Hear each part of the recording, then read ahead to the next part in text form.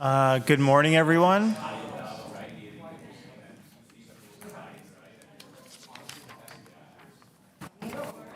We have quorum. Could I ask everyone to please take a seat? We're about to get started. I'd like to call this TTC Board meeting to order. The clerk has confirmed that quorum is present, and I will begin with the land acknowledgement. We acknowledge the land we are meeting on is the traditional territory of many nations, including the Mississaugas of the Credit, the Anishinaabe, the Chippewa, the Haudenosaunee, and the Wendat peoples, and is now home to many diverse First Nations, Inuit, and Métis peoples. We also acknowledge that Toronto is covered by Treaty 13 with the Mississaugas of the Credit. Does anyone wish to declare a conflict of interest in accordance with the Municipal Conflict of Interest Act? Nope. Seeing none, we will move on. The next item is the approval of the meeting minutes of the meeting of September 10th. Can I please have a motion to approve the minutes? Thank you, Vice Chair. All those in favor? Opposed? Carried. As we move through today's agenda, those participating remotely are reminded to submit requests to ask questions, speak, or move questions through the clerk. We will begin with item 1, Foundations of Inclusive Governance Training, which will be conducted in camera and is held in my name. We will recess at 12 p.m. for lunch and reconvene at 12:30 p.m. in camera to consider the remaining held items. We have a number of deputants today and plan to adjourn by 4:30 p.m. to accommodate those observing Sukkot, so I am proposing that the speaker time be reduced to 3 minutes. All those in favor? Thank you. Vice Chair, carried. We will now proceed with the review of the order paper. Item 2, Chief Executive Officer's Report, October 2025. I will hold this item in my name for a verbal update from the CEO. Item 3, approved minutes of the Advisory Committee on Accessible Transit General Monthly Meeting of August 28, 2025. I will hold this item in my name for a verbal presentation from ACAT Chair Betty Rivington Law. Item 4, Asset Management, International Association of Public Transport, UITP, peer review. I will hold this item in my name and amend the timing of consideration to 12:30 p.m. Item 5, TTC Wayfinding Strategy. We have speakers on this item, so I will hold it in my name. Item 6, Fare Collection Update. We have speakers on this item, so I will hold it in my name. Item 7, Audit Risk and Compliance 2025 Audit Plan Status Update, IT Disaster Recovery. Would anyone like to hold this item? Seeing none, I will move the item then. All those in favor? Opposed? Carried. Item 8, publicly honoring the service and contributions of veterans. Would anyone like to hold this item? Seeing none, I will move the item. All those in favor? Opposed? Carried. Great. Item 9, notice of motion, authorization for payment of additional legal expenses relating to Integrity Commissioner's report on July 7th, 2025. Would anyone like to hold this item? No? Okay. I will, out of an abundance of caution, recuse myself and ask for a recorded vote, and I will turn the meeting over to Vice Chair Mavic. Seeing no holds, could we do a recorded vote? Madam Clerk, do you do the roll call? Yep.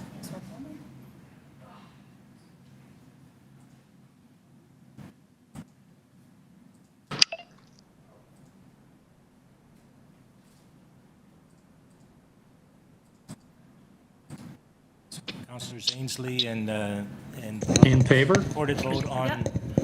In favor? Ainsley? Sorry, recorded vote on item 9, notice of motion authorization for payment of additional legal expense related to the Integrity Commissioner's report of July 7th, 2025. Commissioner Ainsley, your vote. In favor? Commissioner Bravo. In favor. Commissioner Jagdeo. In favor? Commissioner Matlow. Commissioner Mahevic. Yes. Commissioner Osborne. In favor. Commissioner Sachs. Yes. The item carries. The motion is 7 in favor. Thank you very much. Mr. Drew, do you want to call back in? Okay. I will call back.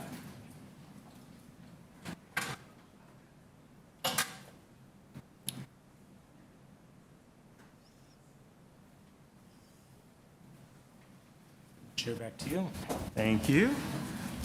Item 10, notice of motion, naming of the Leslie Barnes Car House. We have speakers on this item, so I'll hold it in my name. That concludes the review of the order paper. The TTC Board will be meeting in confidential session today for a Foundations of Inclusive Governance training session. At a meeting closed to the public for the purpose of education and training, no member is permitted to discuss or otherwise deal with any matter in a way that materially advances the business or decision-making of the board. Today, we are here to listen and learn. When we reconvene after the lunch recess, we will continue the in-camera meeting to discuss any other matters held for confidential session. Can the clerk please post the resolution to recess as a committee of the whole? And I'm just going to read the motion that the TTC... That the TTC Board recess and sit as a committee of the whole to consider the following confidential items. In accordance with Section 29B of the bylaw to govern TTC Board proceedings and Section 193.1 of the City of Toronto Act for the purpose of an education and training session, TTC 9.1, Foundations of Inclusive Governance, the security of the property of the municipality or local board, TTC 9.4, Asset Management, International Association of Public Transit UITP peer review, information about a position, plan, procedure, criteria, or instruction to be applied to any negotiations carried on or to be carried on by or on behalf of the city or local board, TTC 9.5, TTC wayfinding strategy, and TTC 9.6, fare collection update. All those in favor? Opposed? That carries. We will now move in camera for the day. We will return to the public session and the live broadcast at the end of this meeting. Thank you.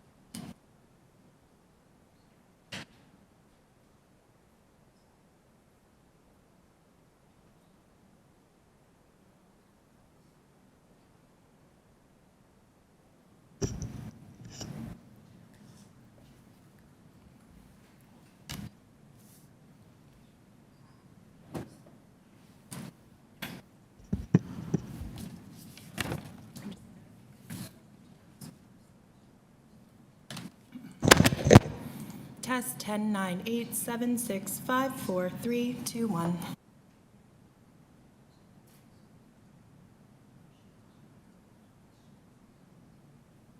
Members, we're in camera.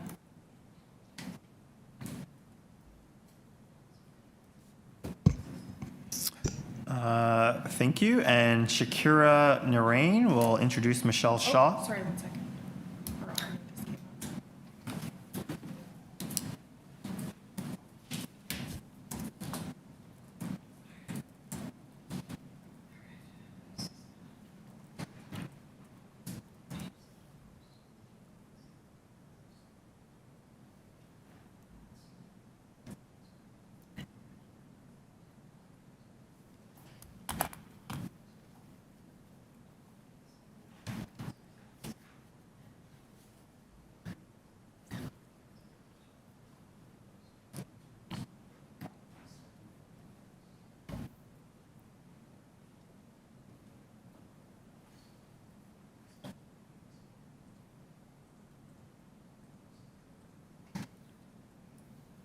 recess, 10, 9, 8, 7, 6, 5, 4, 3, 2, 1.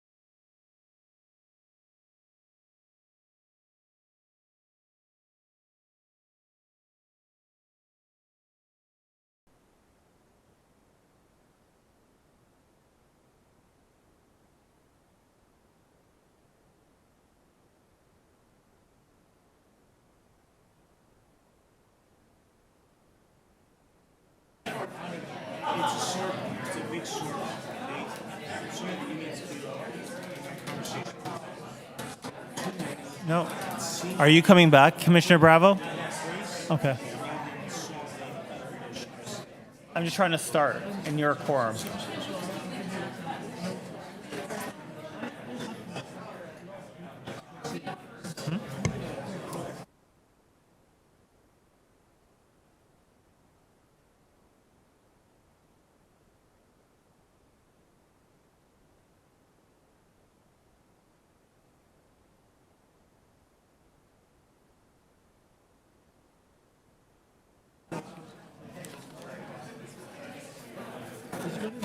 Okay, so we are now in public session, and we just considered the...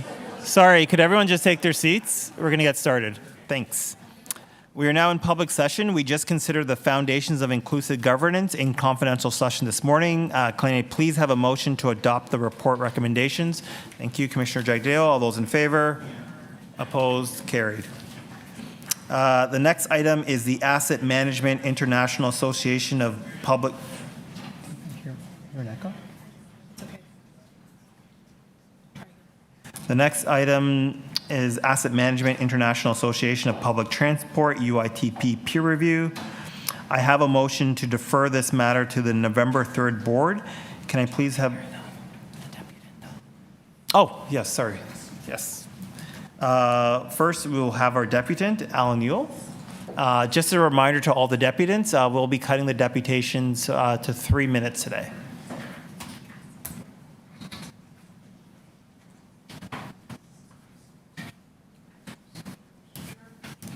Alan, please start.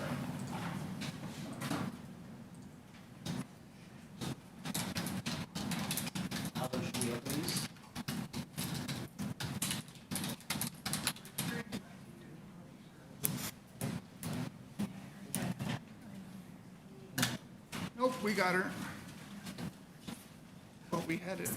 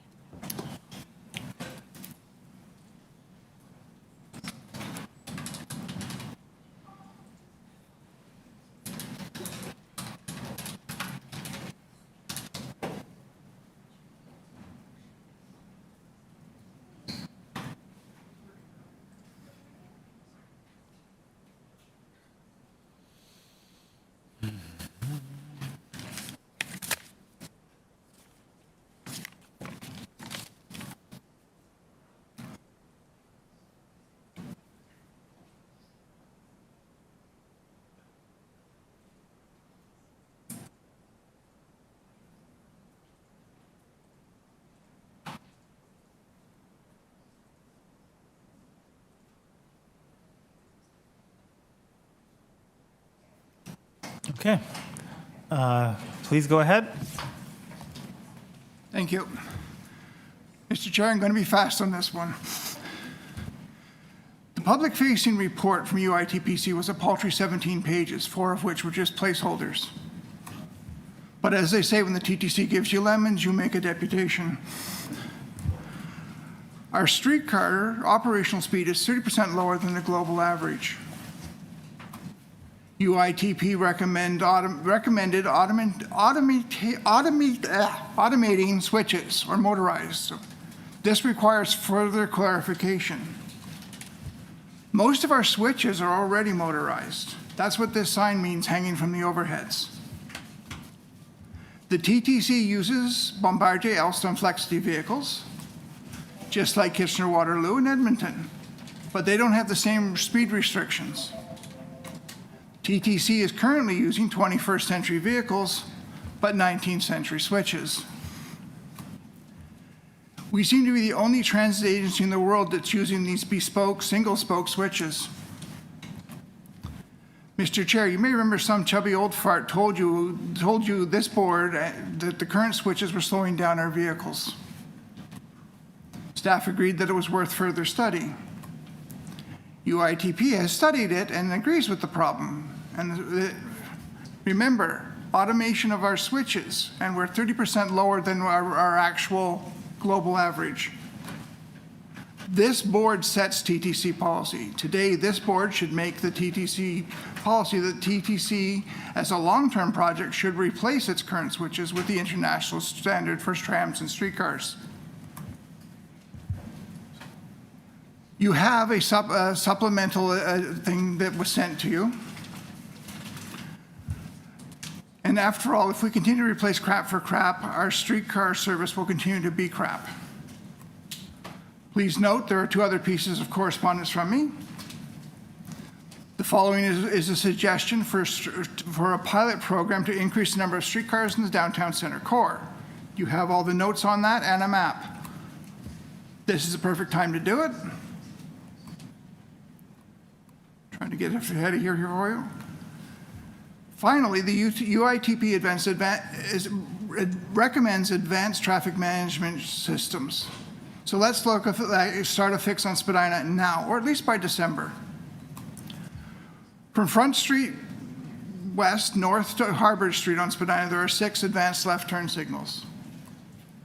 The light cycle at these intersections is as follows: advanced left turn signal, then the so-called transit priority signal, and finally the standard green light. If you are in a car going up Spadina, you're only going to use one of these 6 lights, like if you're turning left. If you're in a streetcar with 30 to 60 or even more passengers, you could be stopped at 6 of these left turn signal intersections. That's over a minute of unnecessary delays on your trip. So let's change the order of these signals to first the transit signal, then the left. I'm going to ask you to signal. wrap up. Yep, one more slide. This could be done as early as 2025 and decrease the daily travel times on this route for hundreds, if not thousands, of Toronto voters in an election year. Thank you. Thank you, Alan. Commissioner Sachs? Sorry, first of all, was there anything else you wanted to tell us? Oh, lots of things.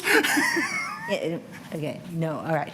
Can you, this loop proposal, I don't really understand how it helps us. The streetcars sit at the loops in order to try to avoid bunching and gapping, which you've agreed is a problem. How would you, sending them around these loops that you suggested, fix both the bunching and gapping and the other problems we have? I don't see the relationship between the two. Through the chair, the loopers would be in constant motion, just like a subway. They would just do their cycle. The other streetcars would continue their things, but now there's fewer streetcars at each loop, so they're not waiting to go back into service. So where does the bunching and gapping control take place? Bunching and Cars are gapping, going all the time. these are two different things. Bunching and gapping is because things get trapped all along the edge of the route. With the loopers that stay in the middle, they're not being trapped on the outside, so there's an extra car in the middle while the ones on the outside catch up to the rest of the vehicles. And when they're sitting there, and if there's 3, 4, or 5 streetcars at one of the loops, and that can happen, that means 2 or 3 of those streetcars are waiting half an hour or more just to get synced back up into service. Whereas if there was a couple of those were put onto the looper lines, they would be constantly in motion in the center core. So there's not as many streetcars just backing up, waiting to be synced up to the 10-minute or so headway. But doesn't this worsen your switches problem? Because you're talking about streetcars making a lot more turns, so the switches have to be changed. With both loops, there's one manual switch. All the rest are automated switches. And you know they're automated from the... Because they have the metal hanger on it. They're set as it says NA, and then it shows an arrow of which way the switch is going to go. That shows an automated switch, so that both of those loop lines have one manual switch. The rest are listed in the system as NA switches. Okay, one more question. Are the streetcars still doing stop, loop, look, and go even where the electric switch is there? Yes, Why? because our switches are 200 years old in the technology type. And if you Okay. don't go over them at a very slow pace, you can split them. And it is a very nerve-wracking thing to go over these things when you're first learning how to drive a streetcar. Thank you. Thank you. Any other questions for the deputant? Seeing none, thank you. Any questions of staff? Sure. Ford, I guess. Okay, I don't know who to ask. Can we do this? The loops that Alan's just suggested. Instead of having streetcars sitting at the endpoints, could we have them run these downtown loops? So through the chair, Alan has presented that to us, so we are looking into that just to see how feasible that is. When can you let us know? I'll have to get back to you on that. Okay. And why are we still putting in single-point switches? I can't comment that. I'd have to refer to Fort. That's an infrastructure question. Who do I ask? I can take that back and get back to you on that. Thank you. Okay. Any other questions? Any speakers? Commissioner Sachs? I don't need to speak on this one. Okay. Recorded vote? Yep. Do I have to read it out? So the first item is an amendment by myself that the TTC Board authorize the release of Attachment 2 with redactions applied for commercially sensitive information simultaneously with the TTC's management's response for public review after consideration of the TTC management response by the TTC Board at the November 3rd, 2025 TTC Board meeting. Any questions of the mover? Okay, recorded vote. Oh, okay. I just wanted to speak briefly to this, Chair. Well, we're just moving the amendment now, but you can speak to it after. Okay, no. Okay, It's okay. Recorded vote on item TTC 9.4, Asset Management International Association of Public Transport, UITP peer review. Commissioner Ainsley, your vote? In favor? Commissioner Bravo? Favor? Commissioner Jagdeo? In favor? Commissioner Malik? In favor, thank you. Commissioner Mihevik? Chair Myers? In favor? Commissioner Osborne? In favor? Commissioner Sachs? Opposed? The item carries. The vote is 7 in favor. Thank you. Next, we have Commissioner Bravo. 5 minutes, please. I actually wanted to speak to your approach, Chair, so perhaps it's now out of order, but just to say that you've managed to balance transparency and accountability with this motion, with your amendment, and the need to have a prudent response that then staff can take in action. So that's all I wanted to say. Thank you for the opportunity. Thank you for saying that. Any other speakers? No? Okay. Item as amended? That's it? Yep. Okay, that's done. Okay, perfect. Next, we have...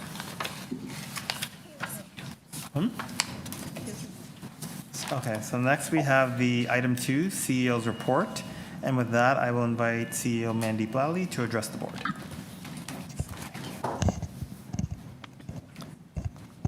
Thank you, Chair.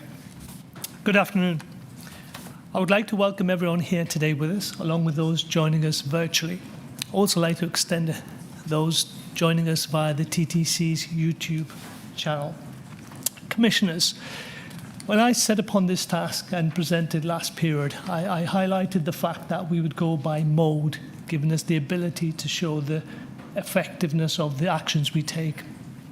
So before I jump into this period's KPIs on buses, I'll just take a few moments to take a few key points from the CEO's commentary which complement the KPIs, and I will drill into those particular points further. So as you're aware, in 2024, our fleet of over 2,100 vehicles carried nearly 208 million riders across the city, covering over 170 million kilometers, truly a testament to the bus and buses into the workhorse of the TTC, connecting communities, supporting mobility, and adapting and evolving to our needs of our riders. That said, since 2019, we've also steadily increased scheduled service hours to reduce crowding and improve customer experience. However, road congestion continues to challenge our efforts, causing a circa 5% loss in service effectiveness. In our response, we have added strategic running time to help offset these slower traffic speeds. And also, we're working closely with the city on transit priority measures aimed at improving speed and reliability. Again, all of which I'll delve into as we go through the KPIs. In terms of reliability, in August, bus on-time performance remained steady at 76%, reflecting the persistent challenges from traffic congestion and operational delays. In terms of those delays, we're looking at various aspects in terms of how we challenge them and move them not only on trials we have, but forward as well. But a key point being is to sustain the progress, we need continued support in terms of focusing on two areas: congestion mitigation and improved coordination around unplanned diversions. These partnerships will be critical to unlocking further reliability gains across the network. And then finally, when we talk about mean distance between failure, we're riding high in terms of achieving some good levels there, but we could do better. But again, I'll go through that within the KPIs. So without further ado, if you go to slide 4, you can see in terms of starting from left to right, the same format as previous. I will in this instant go through all the KPIs. Ordinarily, I just go through by exception. So in terms of service levels, scheduled hours, you'll see the transition from 2019 to 2025, circa 6,700 additional hours, which is circa effectively 5%, which has a cost impact of around $40 million in OPEX in order to achieve our service standards on crowding and drive OTP. That said, we're continuing to look to adjust running times to meet operating conditions under heavier traffic. We're looking at the bunch-net pilot trials to examine what we can take from there internally and externally, and we will be presenting upon that in the next period. The pull-through from the congestion is, you can see the average speed. The average speed across the 10-minute network and the non-10-minute network and the blue light network has reduced. While it's reduced from an average of 20 miles per hour to circa just over 18, it is still a reduction. That said, it is, if you look at our peers, TfL and MTA, still higher than those. But we still have some work to do in respect to some of the leaders in this market in terms of LA and MTBA. And some of the actions we are doing and will be doing will help us climb that ladder. In terms of some positives in respect to bus cleanliness and crowding, again, positive moves in the KPIs in the right direction in terms of the works the team have been doing. And moving down in terms of transit stops, shelters, and accessibility. Again, this was a KPI which we've just recently, in the last 8-9 months, taken on board and are working now closely in creating a partnership with the city. We have made over 1,000 shelters accessible since 2017, with the remaining 275 planned for this year. That said, we do have circa 1,530 outstanding to complete. While they are within our capital plan, 85% remain unfunded, so further discussion there in terms of how we move that forward. Again, when I just touch upon some key notes, we are collaborating with the city in terms of transit priority measures, and we're looking at that for transit over vehicles, so some progress being made there. We're in the embryonic stages of that. And then also on street furniture in respect to looking at our furniture in terms of the customer experience and how that promotes safety. You'll see under there we have a score of 82% for personal safety perception. Again, some work to do there to drive that up. As I move on to on-time performance on slide 5, you'll see the overall 76% achieved. However, you'll see if you baseline it against the board periods of there's been a 1% increase from the previous board, 4% from the same board last year, and 2% increase from pre-COVID. However, that doesn't tell the full story. You've heard about highlighted the impact in respect to congestion, but having broken those numbers down further, you'll see in terms of bus routes and ridership where the impact is greatest. You can see in terms of where we're on the cusp, we have 62 routes in terms of 30% of our ridership impacted. And then on the majority, a high proportion of 99 of our routes, which is 67% of our ridership below the 85. So some work to do there. But again, we're monitoring now in detail our vehicle departures for the OTP.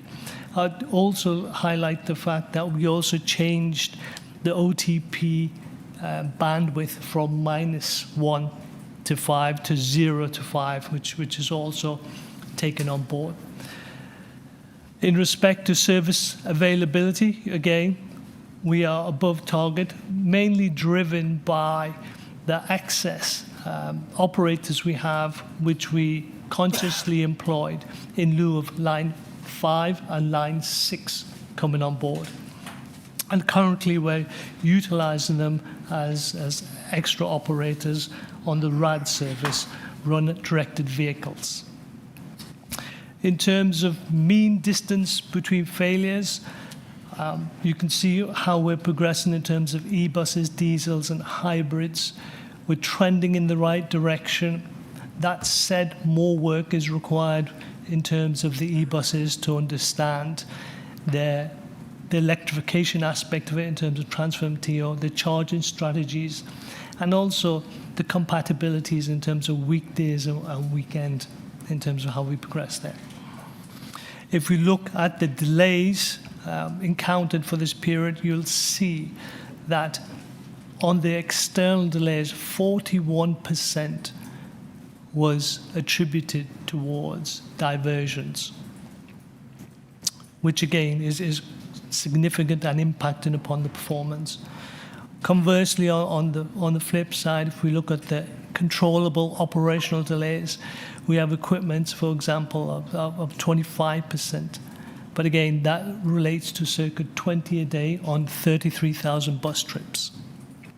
But again, we're working with that in terms of not only focusing on the root cause analysis of when issues do occur, but also put measures in place so we can extrapolate them forward. Also going forward for Q1 in 2026, we'll be introducing a new metric in terms of customer journey time. So not only looking at the KPI at the end terminal, but also within the journey as well. And bus short turns, again, while slightly above zero, it's more akin to streetcar management of incidents. Moving swiftly on, in terms of slide 6, in terms of safety, key factor for all of us, lost time injury rates and customer incident injury rates are all trending in the right direction. We did have a slight uptick in respect to the LTIRs. That was mainly driven by slips, trips, and emotional trauma. And with that, we do have expanded our trauma support to employees as part of their training needs, and also mandatory mental health training to help combat that and manage that. In terms of customer injury rates, again, pointing in the right direction. But if we look at it from a 12-month comparison, there has been a slight increase, but that was driven by falls-related incidents. Again, we do have a bus collision reduction program in place, looking at hard braking to see how we counteract that going forward. In terms of offences against customers, again, positive news story in respect to a 25% drop since 2023. However, we have seen a slight uptick in a month-on-month aspect of it. This is due to now the fact that we're recording threatening incidents as well. In terms of offences against employees, again, trending in the right direction in terms of 36% decline since January 2023 and a 26% decrease month by month. That's all built upon the multidisciplinary community safety approach, the high visibility of staff present, de-escalation training, and also partnering with the Toronto TPS and TPH with CUTA and ATU 113, coupled with tabling the bill to expand criminal code protection for transit workers, which is now being followed through upon. In terms of moving swiftly on to slide 7, bus performance metrics. You can see here in respect to the chart that there has been a drop, circa a consistent drop across weekdays and weekends in respect to performance. What is required is a further deep dive into to ascertain whether that drop is more prevalent on the shorter trips or the longer trips. We've seen the improvement on crowding, we've seen the improvement on safety, we've seen the improvement on cleanliness. However, the customers have fed back in respect to declining feedback in terms of maps and signages, so the discussion on wayfinding earlier was apt, and also steady trip time in terms of the duration of the trip. That said, we're also looking at how we partner with our customer satisfaction, again, is positively trending, as is the Net Promoter Score. So mixed bag of story there, but some further work to do in terms of the buses due to the decline. I would also add the fact that we have had a drop in number of international students, account for circa up to 1%, and then also reviewing the economic impact, which is bearing fruit on bus usage. And then finally, moving on to revenue rides, conventional and customer boardings. What this highlights is what I just pulled through on the boardings in respect to a current drop in ridership in respect to budget, and then overall an impact upon the cost centre in terms of just over 26 million. And then again on the boardings, you'll see the pull through of that in terms of a 1% decline across all modes. But touching upon the on-time performance in terms of subways, buses and streetcars, all trending in the positive way, and with more work to do, as is with customer satisfaction. That concludes the report for buses this period. Thank you. Thank you, Mandeep. We will now move on to questions from the board. Just a reminder, we have 20 deputants and we're trying to end at 4:30. So does anybody have any questions? Commissioner Osborne. Yes, you mentioned in the report that we have an estimated 8,800 additional service hours per week that relates to traffic. I'm just wondering if we've got a cost on what that is, because I'm assuming there's vehicles, there's labor. So that 8,800 should be 6,699. It also encapsulates the buses on the streetcars when covering collisions or when the streetcars may have been out of service. So if you go back to slide 4, there's a breakdown of 5% of that number in terms of scheduled service hours, and there's a cost to that in terms of circa 40 million. Okay. And then that extra service, we're over budget by a little bit versus our budgeted service hours, more than 100% of budgeted service hours. And I'm wondering how we have that on the one hand, as well as, our last numbers I saw, we are spending 1.7 million a week in overtime, up from what used to be $1.4 million, which is already quite a bit per week. So an extra 300,000 a week in overtime. And we're finding ways to deploy drivers who we're paying anyway. Like, I'm just wondering if there's some way to justify or explain how both things can be true, that we need to be running extra service because we're paying these people anyway, against all that overtime, the sort of incremental overtime, and if any of those bodies can't be used for that. I don't know if the collective agreement allows for that. Okay, so I'll see if I can answer your question. I'll start right from the start. So when service schedules are planned, they're planned with respect to the distance and the route they need to cover. From that, they get the hours. From the hours, they get the crews to run a schedule. And I'm looking at Josh and his team to highlight that is correct. Once we have that, then we allocate the crews. However, we have that happens. There's 10 board periods per year. We did reduce that to 8 within the CBA agreement, in lieu of 1, FIFA, and 2, the flexibility in respect to line 5 and line 6 coming on board.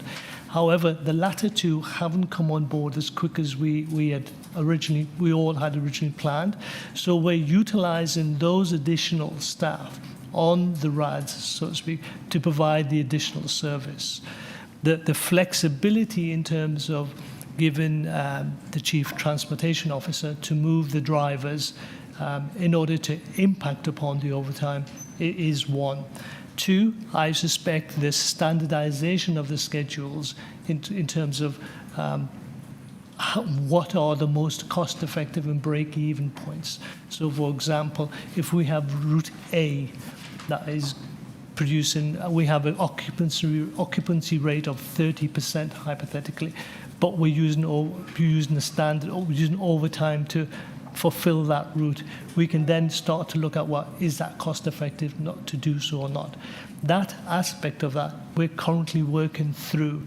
We've got some digital aspects which we're going to try and tie into that, and it also comes part of the strategic ridership growth plan, which we said we would follow up upon and intertwine those aspects within there, because we would tie the route into the crews, into the cost base to see how much it would cost us to run that route.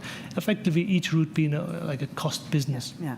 We used to get those numbers. Yeah. So we've started on that journey, and we'll hopefully be able to present something in November in a very high approach to show you what that would look like going further. Thank you. Thank you. Commissioner Malik? Thank you very much. I have a couple of questions. The first is about safety on the TTC and how the perceived safety has improved over the last year, and a little bit more specifics about the actual offenses against customers since last year.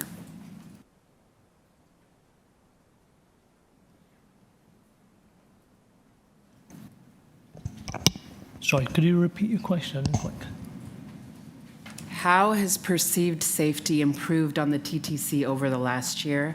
And can you please provide any details about actual offenses against customers and how they compare to last year? Okay, so on those, I'll refer back to Betty, to Chief Safety Officer. Okay, through the chair. In terms of the perceived sense of safety, we've seen an improvement year over year. That's by about 1%. I know it's not where we want to be.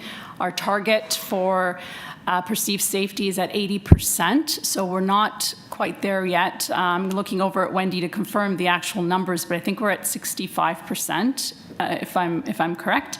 So there's still a long way to go in terms of improving that perception of safety. With respect to, I believe you're asking about offenses against customers.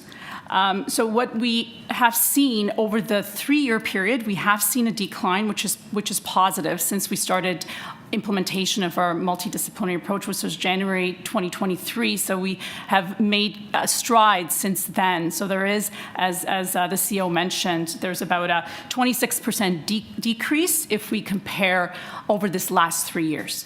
But what we've seen in the last, and again, this number here that we're talking about, it is for the entire network. Just to be clear, this isn't just for bus. Right now, the teams are working to split it out by mode, so we have a better sense of what we're seeing for all the different modes. But in terms of the last, sort of over the last year, the average is about, I mean, it is actually decreasing if you compare year over year. It's about 9.36% decrease year over year. So the increase you saw was just from the last month. Compared this month to the last month is where we saw a bit of an increase, but overall we are trending in the right direction. Thank you very much. My next question is to hear a little bit more about the work that the TTC is doing to collaborate with the City of Toronto on transit priority measures and how these measures will improve service reliability. Through the chair, I'll start with that. And so as you know, Commissioner, we recently got approval at this board and then at City Council for priority transit on Dufferin for the bus south of Bloor, and on Bathurst south of Bloor for the streetcar. And so those contracts are on the verge of being, have been signed. And so work will soon begin on actually red paint on those roads and all the other changes that need to happen to ensure transit priority. In addition to that, at Toronto East York Community Council, I believe the last week or the week before, there was additional measures that were made on the stretch of Bathurst between Bloor and Eglinton to look at some turn restrictions and some changes to parking to again allow for TTC buses in that instance to move with more priority. In addition, we work with the city regularly on transit priority signals, queue jump lanes, and other interventions. Of course, with each of those, there's a need to kind of bring in the local councillor and community, and so sometimes those are more of a lift than we would anticipate, but we continue to work on those. The other area we're looking at right now is where, if possible, where we can make improvements on surface routes that will become busier with the World Cup, and how we might be able to prioritize transit on those routes by making some targeted interventions around some of the things I discussed earlier, like turn restrictions or priority transit lanes. Okay, thank you. My final question is about, I guess, the scheduled arrival times of vehicles. And can you share more about the tightened on-time criteria that has been implemented to ensure that buses are more frequently arriving when riders expect them to arrive? So the on-time performance is measured at the terminal ends right now, not midway through the route is what we're proposing going forward. In terms of how we're managing with greater diligence now is we're focusing on, the supervisors and the teams are focusing on who needs to be where to ensure we get the bus out on time. So that diligence is working through with briefings, bulletins, and also briefing the staff so they're all aware of what they need to do, how they need to do it, and how they're being measured. That's further being complemented with the rollout of the eSmart system. I may have got the terminology wrong there, which is automating the process as well. Not only will it advise the driver of their schedule, the route, but also the location of the bus in terms of the need to use as well. So factor in their traveling time, walking distance to that. Last question. Thank you, Commissioner Malik. Next, we have Vice Chair Mahavik. Yes, thank you. three questions, I think, or three areas. One is, who is our peers? And why would we, the two cities that you mentioned were both North American, would we not want to, and this isn't an elbows up thing, this is a math thing or a data thing, compare ourselves to maybe a European city, something like a Vienna, as one of our comparables, so that we can reach up rather than, and maybe these are my biases, but I'm pretty sure they're accurate, an American cities who generally are looking down. Can we change our peers? We can add Vienna. Or any other city that you think would be a relative comparable, and I'll give you an example where that matters, where it would be interesting, is so we're all, the whole world is in a post-COVID environment. What's Vienna? I wonder what's Vienna doing, and are their numbers? We're about 80%ish recovering from COVID. If they're at 85, what are they doing that we're not doing that we might learn from? So I think that's why we look to peers, right? We look over our shoulder to see what the other dudes are doing. Secondly, in terms of extra drivers, that's just to understand that fully. So we have bus drivers on Eglinton and on Finch that are or will be surplus once the LRTs start going. Is that really the thinking there? Passes to Rich. Yes, through the chair, we have extra bus drivers that are assigned to the Line 5 and Line 6. They are currently on the conventional, I'm going to say the conventional system, but our current system, just filling in, doing extras while they await training on the LRT. I see. Will there be a loss of staff there, or how is that? Are we managing that well, or? There'd be no loss of staff. It's just transferring over when the time is right. Okay, that's good to hear. And my last question is this, and maybe I'll make a baseball analogy appropriate to the times or the days. There are metrics, and baseball is full of metrics. But you know what? You want to know whether you won the game, whether you're winning or not. That's the key metric. So of all the stuff here, I know my key metric. What's your key metric? How do you know you're winning?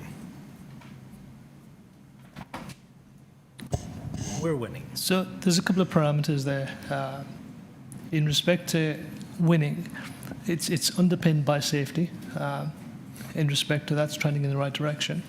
In respect to the finance governance, in respect to the schedules, are we meeting the schedules in terms of the service we said we were going to provide and with the cost base that we said we were going to provide it to? So those factors drive the business ethos. And if you look back to my comments upon this, I said we're people, business. People in respect to safety, business in respect to looking at how effective we are in respect to our schedule and the cost base we said we would do. Hence the financial governance we're going through in respect to with the city in respect to our current budget. So can I ask you to respond to this? My key metric would be page 7, weekly customer boardings. At the end of the day, what we sell is a ride. And my interest is to find out how are we selling. That's the key one, and then there are a lot of sub-key ones that support that. But the proof of the pudding is in the eating, and what's the eating is how many rides are people taking. And I'm wondering if you could respond to that. Well, the reason why the metric is on here was for that very principle. And you can see if you go on to page 8, in respect to the conventional rides, we're below 1% across the board. There's been a drop, and we highlighted from the analysis that we've done to date, there has been a drop in international students coming aboard, and also from the data we've reviewed thus far, there has been an economical impact as well. Now, we are also looking at in terms of the drop in ridership in respect to, is it more prevalent within the shorter trips or the longer trips? But that's another piece of work that we've got to digest and work through. Thank you. Thank you. Any other questions? Okay, seeing none. Any speakers on the item? No, seeing none. Can I please have a motion to receive the CEO's report? Thank you, Vice Chair. All those in favor? Opposed? Carried. The next item of business is item 3, approved minutes of the Advisory Committee on Accessible Transit General Monthly Reporting on August 28, 2025. I'd like to welcome ACAT Chair Betty Rivington Law to present the minutes. Thank you very much on this glorious weather and our glorious Blue Jays bringing Toronto to the forefront. Just to go over the highlights, we met with Centennial College to engage the youth, young students, and a multidisciplinary team to focus on future bus designs for accessibility. And we were very excited about that. And unfortunately, it's been put on pause because of the community college right now. But we look forward to, when we get back on track, to provide mentorship and judging to ensure that their solutions reflect rider needs and lived experience. Some of our committees were canceled in August due to lack of quorum or to the speakers. But what we were looking at was, in Wheel-Trans, addressing the accessibility and pickup challenges at key locations, such as the Rogers Centre or Scotiabank Arena, the Ford Performance Centre. There's a few of them, to make sure that we coordinate with the venues to ensure pickup and drop-off locations are clear and convenient for customers. And we also reviewed the no-show and late cancellation policy. We wanted to make sure that customers canceled 4 hours before a scheduled trip to ensure efficient trip reassignment. I don't think there was anything else. We're trying to come up with, before Line 5 and Line 6 open, especially Line 5, that we have a clear system for Line 5 stations, where some stations have a stop on a bus platform and another near an accessible entrance. And we're trying to do the best we can to look at these stations to have a clear system. And so the Wheel-Trans Committee is really looking at that. They're doing a deep dive. I don't think there's anything else from our minutes that I have to add, so I'm happy to answer any questions. Thank you very much, Betty. Does anybody have any questions? Seeing none, thank you very much. Thank you. Any speakers? No. Seeing no further speakers, can I please have a motion to receive the ACAT minutes? Thank you, Vice Chair. All those in favor? Opposed? Carried. The next item is the TTC wayfinding strategy. We will consider the staff presentation first, followed by deputants, and then members will have an opportunity to ask questions of staff. Josh Cole, Chief Strategy and Customer Experience Officer, will introduce the presentation before us today. Great. Thank you very much, Chair. We're really happy to be here today and to be bringing this wayfinding strategy to the board. Certainly with the board's leadership and direction on the 5-year customer experience and action plan that was approved by this board, which really had a lot of wayfinding elements in it. Of course, the TTC's corporate plan, which again reinforces the need for wayfinding in our system. And the updates that have come to this board on ridership growth and on wayfinding itself reinforces the need for wayfinding. So really happy here to be bringing the TTC's first ever wayfinding strategy. The TTC has never had a wayfinding strategy, and so it's important to set this out as our vision and our roadmap and our North Star around wayfinding. Today, I want to first thank Wendy Reuter, who's our head of research and analytics, who's really spearheaded this effort, and introduce Nancy Ortenberg, our head of marketing and customer experience, and Laura Lemming, manager of wayfinding, to walk us through the strategy and a bit of the vision that we're putting in front of the board. So to Nancy and Laura. Thank you. Through you, Mr. Chair, good afternoon, everyone. Today, we'd like to present the TTC's wayfinding strategy, which is a 10-year plan to create effortless journeys for our customers. Rather than telling you about this strategy, we'd like to take you on a journey with one of our customers, Sarah. We're going to go into a video that shows what our customers experience today and what it could be like tomorrow as we roll out the ideas that we have assembled in the strategy. The video to walk us through the strategy and a bit of the vision that we're putting in front of the board. So to Nancy and Laura. That's really weird. Okay. The video, like the strategy, covers the customer journey across multiple touch points. We'll start, like most journeys, at your dining room table doing trip planning. And we'll explore the first mile as we get to our first stop. We'll talk about diversions, information available on board vehicles, navigating stations, and finally the last mile of the journey. Let's share our vision of the future of wayfinding, which is so much more than just signage, but incorporates the physical, digital, and sensory supports for our customers. If we could go to the video. This is Sarah. Like thousands of TTC riders, she's planning a trip across the city with her child in tow. Today, planning a trip means static paper ride guides, a hard-to-navigate ttc.ca, and third-party apps with varying information. It's time-consuming and often unclear. Tomorrow, planning your trip can be done quickly and easily in one convenient app. Just hit go. Today, Sarah would receive a text message about diversions, if she'd known to sign up. Tomorrow, a real-time diversion alert will appear on Sarah's phone so she can reroute to the appropriate stop. Currently at the stop, signage is minimal, shelters aren't branded, and diversion notices are paper-based.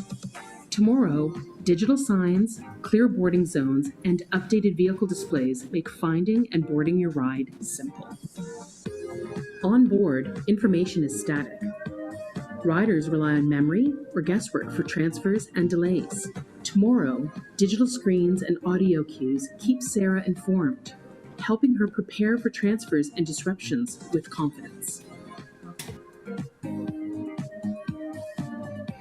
Improved signage throughout the stations will help riders navigate to the right platform, board the train, and give them peace of mind that they're headed in the right direction. Upgraded signage and turn-by-turn in-app augmented reality will make transferring with a stroller or mobility device a breeze. Station exits will be number-coded consistently across all touchpoints. Whether you're a Torontonian or a tourist, finding the exit nearest your destination will be intuitive in any language. Now that Sarah's completed the transit leg of her trip, the app will take her the last mile.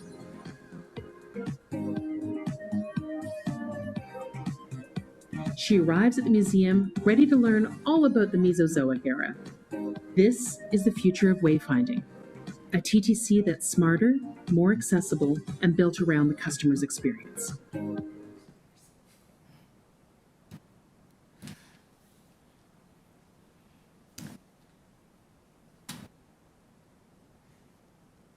I think, Chrisanne, if we could go to the next slide. Thanks. So what difference will the strategy make to customers? As you've read in the report, there are many projects to be completed across the network, including in-station signage and wayfinding. The goal is to link the static, in real-life experience with the digital experience across all senses that customers experience. Our plan is to pilot the concepts at 3 stations during year 1, and then apply these learnings to the remaining 67 stations through years 9 through 10. Our pilot stations will be TMU, as a downtown station with path connections, Finch West, which is an interchange with the new Line 6, and St. George, because it interchanges with both Line 1 and 2. Next slide, please. A component of the strategy is platform boarding maps. This example above is at Bloor Young. By 2026, we'll complete 6 stations with boarding maps, and all stations will have them by the end of the program. This work includes the need to measure and identify at each platform the automatic train control stopping tolerances so that the train doors always line up the mats and assist with crowd control and boarding. Next slide, please. We'll work with our IT team and vehicle maintenance and the Clever Vision system to pilot screens on buses in the first year to augment customer information, including the example shown above. These new signs will be formatted to push real-time information, including upcoming stops, station connections, diversion notifications, and the audio and visual will match cues. Next slide, please. We know that real-time information puts customers at ease. A solar-powered digital information post display, as you'll see on the left side, is used by most of our transit peers around the world. They've already integrated these into their systems. Whether it's an upcoming board change or something that has happened to the service at the stop, information can be pushed by our regular GTFS digital feed or as needed by transit control. The information pushed to these sign poles will be the same that's pushed to our open data feeds. And for those without a cell phone or data service, or they simply forgot to check, these information panels will ensure equity to all passengers. And where will we prioritize putting these information posts? At the stops that experience the highest number of service changes or experience disruptions and delays. They've been strategically chosen to meet at least 2/3 of our customer base. Next slide, please. GTFS stands for General Transit Feed Specification. Beyond creating an app or a website, we're working today with our IT team to develop the back-end information which will feed information to both developers and customers. For example, our current work with the GTFS pathways supports data for accessibility features, ensuring that information about wheelchair access, ramps, and elevators can be included in trip planning for our customers. Riders can use apps that leverage GTFS pathways to get more accurate routing, understand how to make transfers within a station, and find the most accessible paths for their journey. The digital customer experience focus will explore personal devices with third-party apps, Google Street View, and all of the existing TTC digital assets that people encounter every day. These include system information screens, platform video screens, and new stop digital screens to ensure that both digital and static assets follow the same standards and are consistent with how the information is communicated to the customer in real time. We're already working with third-party partners and IT to enhance this visual experience via mobile devices to make it easier for both Torontonians and visitors to our city to feel safe, assured, and confident as they make their way around. This was an overview of the first TTC wayfinding strategy, which lays out our vision for the work needed to evolve the TTC into an enhanced customer supportive experience that is keeping pace with the current expectations of customers. Today, we're seeking your acceptance of the strategy, this vision for the future. In the coming months, we'll be seeking financial support as we have submitted the business cases through the budgeting process to support both the capital and operating needs to bring this vision to life. Thank you.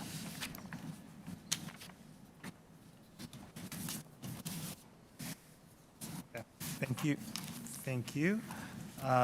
So we will go through the deputations first, and then we will go to questions of staff. Alexa, turn off the TV. So first we have Adam Rogers. I see him online. Hi, can you hear me? Yes, we can. Adam, please go ahead. You have 3 minutes. So I'll keep this nice and quick, try to keep it even less than 3.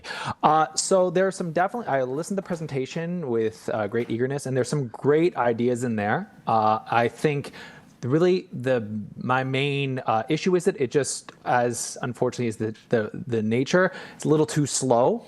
So that fundamentally, there are some easy, quick wins we can go and just do across the whole system. We don't need to wait 9 years. One I would highlight is numbering our station exits. This is the easiest and probably cheapest thing we can do to make navigating our system so simple. With our numbered exits, it provides a place where an easy way for people to exit rather than having to try to figure out, is it the east side of Dundas or is it the south side of XYZ? You just provide a simple number. And since we're having so many people coming from outside of the country for FIFA, I think we should prioritize having numbered exits on places like Bathurst, where many people are going to be coming to the station to be getting down to the stadium, and having a simple number that can pretty much be understood in all language will make a huge difference with people navigating. And I should highlight this is something that South Korea does throughout its whole, or I should say Seoul does throughout its whole system. If anyone's ever been to Korea, if you can, all you have to mention is Hongdae exit 9. And everyone will know exactly what you mean. It is the easiest way for people to meet each other, and it makes the system so much more manageable. And it's already in the plan right there. It's a great idea. Let's just push it forward. put it through the whole system. Number every exit. It's very straightforward. The other thing I wanted to mention, it wasn't brought up in the strategy, but something they also do in South Korea is they put route maps with key important elements on them of the surrounding area. So there'll be a map, and let's say there's like the art gallery is nearby. You can see it clearly marked on the map, and the numbered exits of each exit is also labeled on this map. This can be put in beside each one of the exits of the station. So when someone walks up to the number, they can quickly look at the sign. They can see, oh, I want to go to the art gallery. Okay, I need this. And lastly, I only have 20 seconds, so I'll just keep it short. Let's look into putting both of our official languages in all of our announcements and readings. We are a French and English country. Why can't we do this? Korea was able to do 4 languages for their World Cup. We can easily do 2. Obviously, the lesser priority right now, but something to consider. Thank you. Thank you, Adam. Right on time. Any questions? Nope. Great. Thank you very much, Adam. Next, we have Joe Crabe from TTC Riders.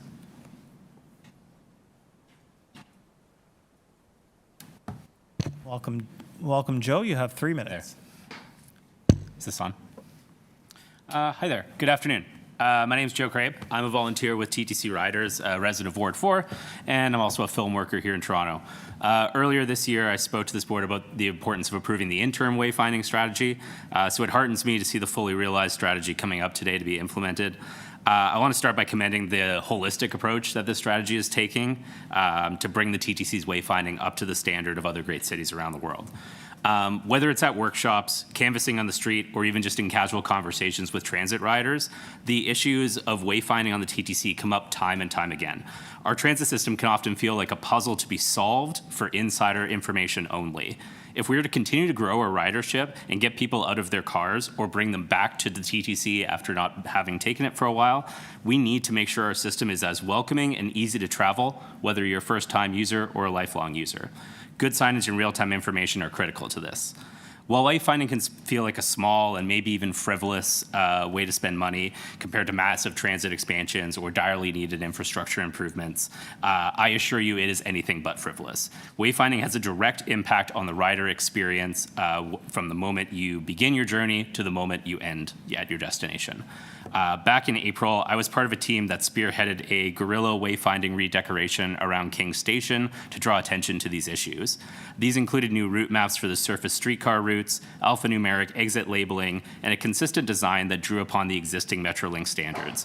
I was extremely proud of the work of our team of volunteers that showed that with little ingenuity and a passion for good design that draws on best practices, we can raise the game of the signage and information on our transit system. And judging by the public response to our action, transit riders are definitely hungry for these improvements. We have stressed that good wayfinding should be consistent, easy to follow, placed at the correct decision points, and fully accessible across the physical and digital spheres. Predictable and reliable funding for staffing and a 10-year plan to roll out these improvements system-wide is definitely a welcome change from the ad hoc solutions that we've seen up to this point.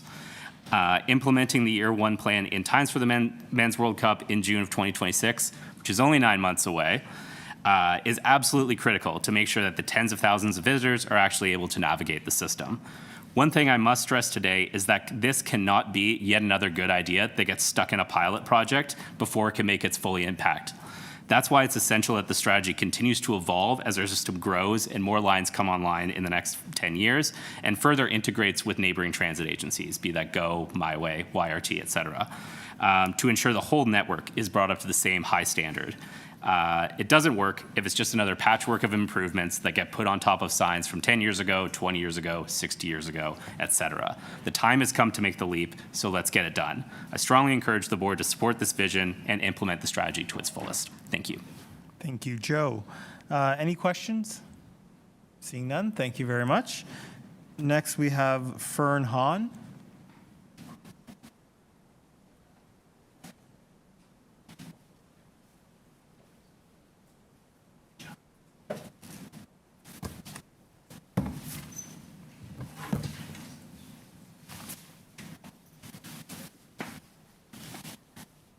Welcome, Fern. You have 3 minutes. Thank you. Good afternoon. I'm a Toronto resident who relies on transit to get around, speaking in support of the wayfinding strategy. Inadequate wayfinding undermines the TTC's ability to perform its core role, to transport people about this city. The ability of each rider to navigate Toronto by transit, regardless of language, ability, familiarity, or sense of direction, is a measure of the TTC's effectiveness. The onus is on the system to meet the user where they are and to guide them. I'm a designer, and I could go on about the minutiae of effective wayfinding, but here's the key. Successful wayfinding is accessible, and accessible wayfinding is consistent, concise, and complete. The inconsistent signage of our subway system is well documented and prominent in the public eye, but I'd like to bring attention to the state of our bus and streetcar stop signage as well. This suffers not from inconsistency, but from incompleteness. A mere list of numbers on a pole, inconspicuous as it seems, is a severe failure to meet the unfamiliar user where they are. I created this sign a few months ago to demonstrate a more complete solution for Toronto's bus stops. It includes information like route destinations, span of service, onward rail connections, and even a simple diagram showing the route's trajectories. If deployed, any or all of these elements, particularly the route destinations, would do much to help bus riders navigate the city. These can be deployed quickly and progressively without conflicting with existing signs, and they won't require additional digital or electrical infrastructure upfront. Torontonians benefit from an extraordinarily robust bus network that reaches every corner of the city. It's the envy of many of our peer cities, but this is easy to forget when there is so little care put into the experience of its riders. Better bus stops promise to meet riders where they are, both cognitively and geographically, in every corner of the city. Please support the wayfinding strategy, and thank you for your time. Thank you, Fern. Anybody have any questions? No? Thank you very much. Thank you. Next, we have Ahmed Al-Shabini. Yep.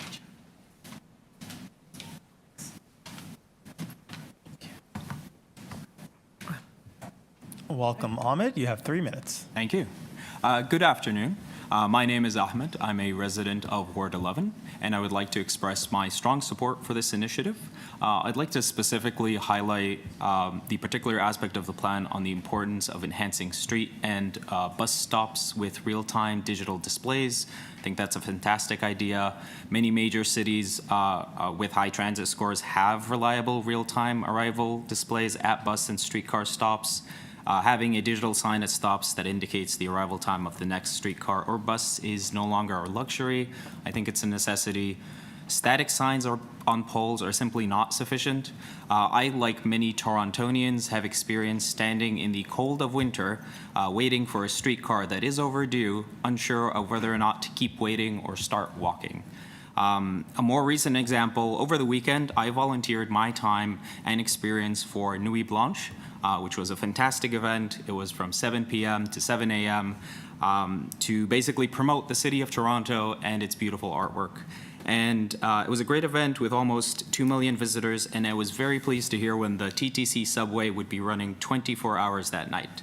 However, when a group of volunteers and I tried to take the subway, which according to the website was supposed to operate every 15 minutes, the digital screens on the station, the subway being one of the few places that do have those digital screens, was not updated, unfortunately, to reflect that 24 hours, and did say it starts at 8 a.m. There was a TTC information officer who was actually managing streetcars that came in to try to support us and help us by using an app. Unfortunately, that app on his phone was also incorrect and inaccurate. We waited for the overdue train and then eventually left feeling frustrated. I ended up paying for the subway, not using it, and then taking a bike home after like a very long 12-hour volunteering opportunity for the city. So even in places we do have digital signs, it's really important that we do update it if there is any special information or special events with actual real-time information. The intention is amazing, all right? Having a 24-hour service during a period where you know you have almost 2 million people, that's great, but the execution needs a little bit of improvement. So it's not only that we just have this real-time information, but it should be integrated into TTC's state of good repair. We need to make sure that it's working and not broken, and it's accurate. Having it broken and inaccurate, I think, undermines the public's confidence in this, and honestly may not even be worth implementing to begin with. I truly value the hard work for TTC staff who are striving to make this system better. And I urge the board to move forward as quickly as they can in trying to implement this digital wayfinding solution and build it so that it is future-proof and help us make Toronto the world-class transit city that we all know it can be. Thank you very much for your time. Thank you, Ahmed. Great deputation. Thank you. Any questions? No, thank you very much. Next, we have Nicholas Christou.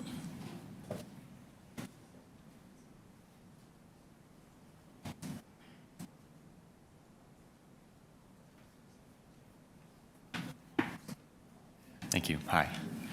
Good afternoon, councillors and commissioners. My name is Nicholas Christou. I'm a resident of Ward 6, York Centre. Thanks for having me today to speak on item 9.5. I support the wayfinding strategy. The investments made over several years are relatively low expense for such a huge improvement to the TTC. I'm urging this board to approve this plan for all signage and wayfinding system-wide. The current wayfinding standard is a mix of different generations and styles. Overall, it's inconsistent and confusing even to experienced transit users. Good wayfinding is an underrated part of what makes transit world-class. Perfect service, brand new vehicles, and all the bells and whistles are meaningless if people get lost or confused using the system. Knowing how to use and traverse through a transit system is just as important as having it function well. While I've been taking the TTC for nearly my entire life, I still sometimes get confused or lost because a lot of signage isn't clear, notably at big bus hubs. And due to the vastness of our system, it can be confusing for longtime users, newcomers, and tourists alike. I visited Montreal recently and used their metro and bus system for the first time, and I was impressed by how easy it was to navigate, even despite most of the signage being in a different language that I don't speak. Clear wayfinding would be fantastic for our diverse city, home to countless different languages, as it would no doubt help everyone, regardless of how well they speak English. A modern, accessible, and easy to understand wayfinding standard would do more than just tell residents of Toronto. It would also help the growing number of tourists. Since we are hosting FIFA next summer, this would be a perfect opportunity to show off that the TTC is clear and easy to navigate. Once again, I'm urging the support of the TTC board to vote in favor of this wayfinding strategy to have it approved for further consideration. And I just want to thank you all for your continued work and effort. It's not an easy job, and we all truly appreciate you. And to make the TTC truly the better way, it needs to be effortless and easy to use. Thank you. Thank you, Nicholas. Any questions? No? Seeing none, thank you. Next, we have Azad Memon. Hi. Hi, go ahead, Azad. 3 minutes, please. Thank you. Good afternoon. My name is Azad Memon. I'm a resident of Ward 10, and I'm here because I support the proposed wayfinding strategy and would love to see it implemented in its entirety. Raised in Toronto and using the TTC from a young age, I think I've become a little bit accustomed to the quirks of TTC's wayfinding. But I've witnessed firsthand several instances where wayfinding falls short, particularly for new riders and seniors. So one particular instance stands out. Standing at Bathurst Station's bus platform, an elderly man with a walker approached me to inquire about the location of the elevator. Having never required it myself, I had to look around, and despite a lack of signage, was able to direct him. But he was nervous still, so he asked me to accompany him to the platform. I didn't quite understand the apprehension, but decided to guide him there since I was going to the subway platform myself. He told me when we were inside the elevator which stop he'd like to go to, but on entering the elevator, you only have two options. You can either go eastbound to Kennedy or westbound to Kipling. The only reason I was able to select the right level was because I happened to know which direction his station was. But it gets worse. This exited us at the concourse level. There was no signage guiding us where to go next. I had to explore in order to understand that there is in fact another elevator that takes you down to the eastbound platform. So from missing signage on the platform to missing signage inside and around the elevator to missing signage directing riders from one elevator to the other, I began to understand why this man was initially apprehensive about finding his way to the right subway platform. Better wayfinding would have allowed him to navigate the station with more independence and confidence, and the same apprehension extends to new and infrequent users of the TTC. So today I'm here to ask that the TTC board vote for the wayfinding strategy being put forward. This will hopefully not only mitigate the friction experienced while navigating our transit system by current users, but encourage new first-time riders to become repeat riders. Thank you all for taking the time to let me speak today. I appreciate it. Thank you, Azad. Does anybody have any questions? No, thank you. Very good presentation. Next, we have August Purnath, TTC Riders.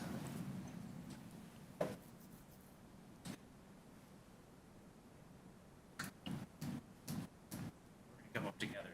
Okay. Time. Appreciate that.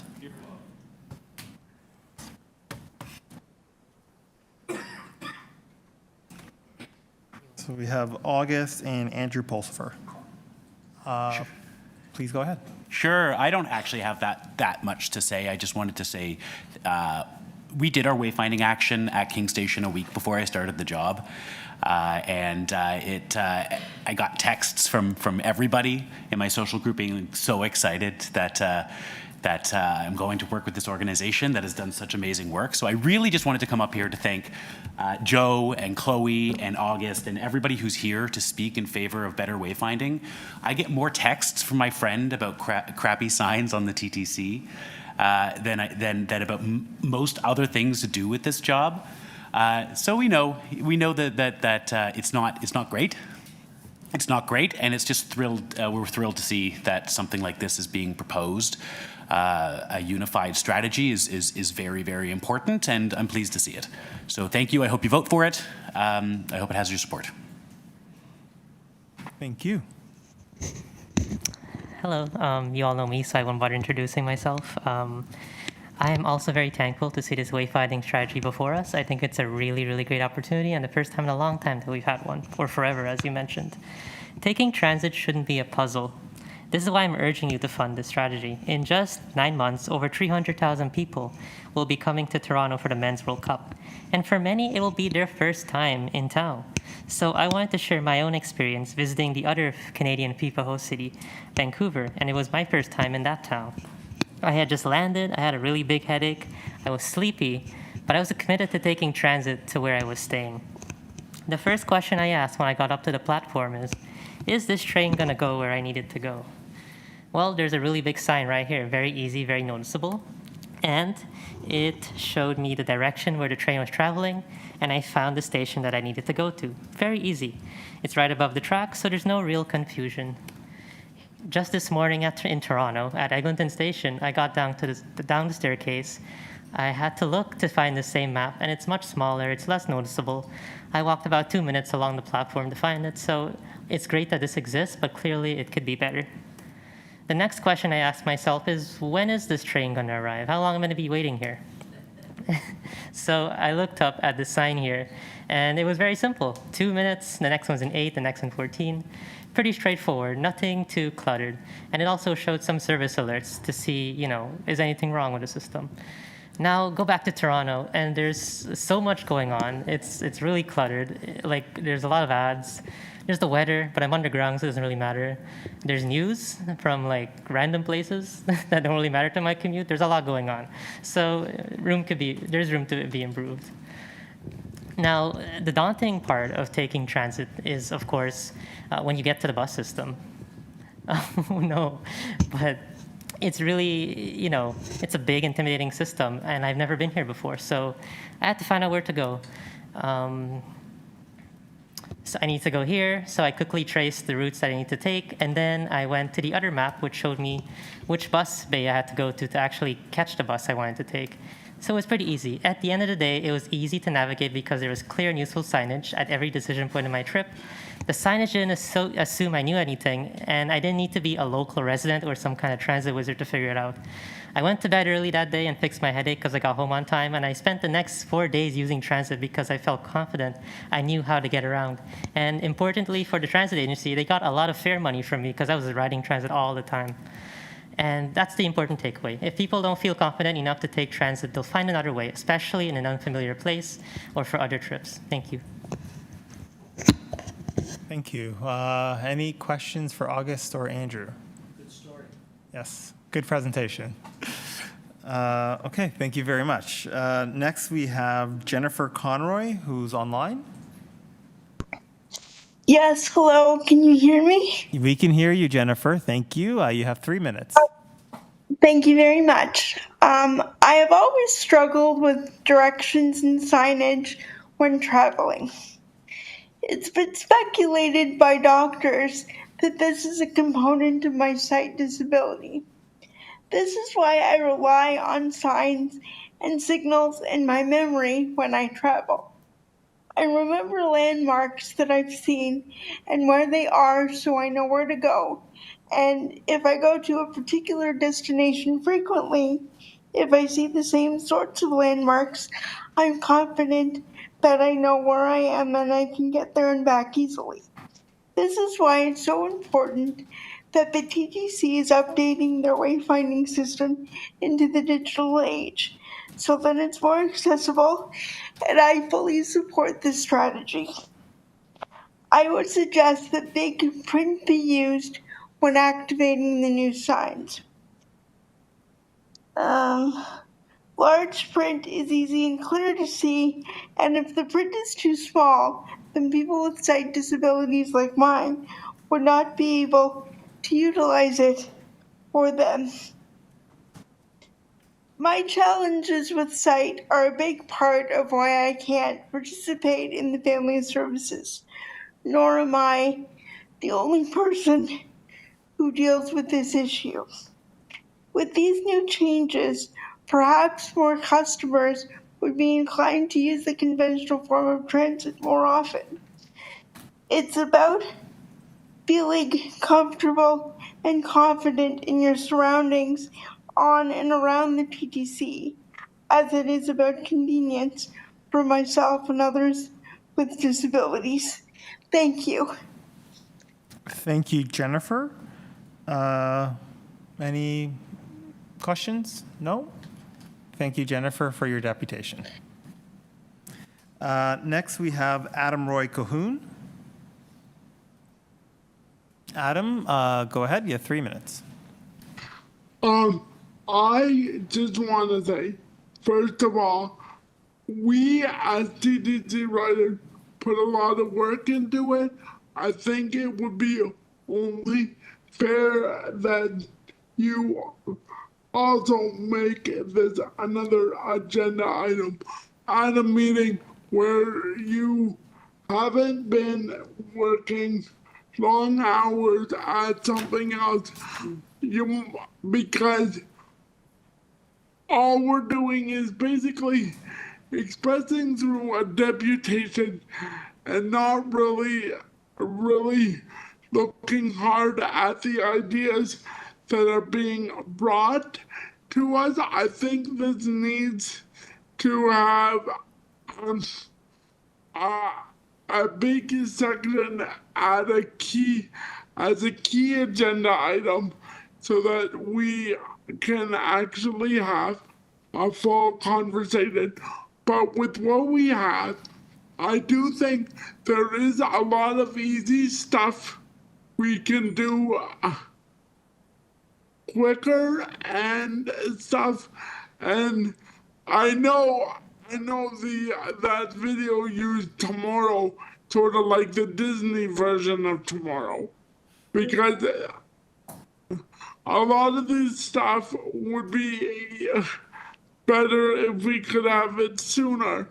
And we don't want to be waiting 10 years to really be bringing more people onto the system. So a lot of the easier wayfinding initiatives, I think, could be done sooner through the whole system now. And it's obvious that more of the community wants this. And the only people that are really speaking are the people that could take a Monday afternoon and wait the long time to speak. But we are speaking for the wider city, and I think more people should be engaged in this issue, because I think more people would have stronger ideas, and there are a lot of little ideas that are being left on the table. Thank you. Thank you, Adam. Does anybody have any questions for Adam? Seeing none, thank you very much. Next, we have Ellie Miller-Buza and Avini Kalsi, University of Toronto Rocket Riders, the Student Transit Forum.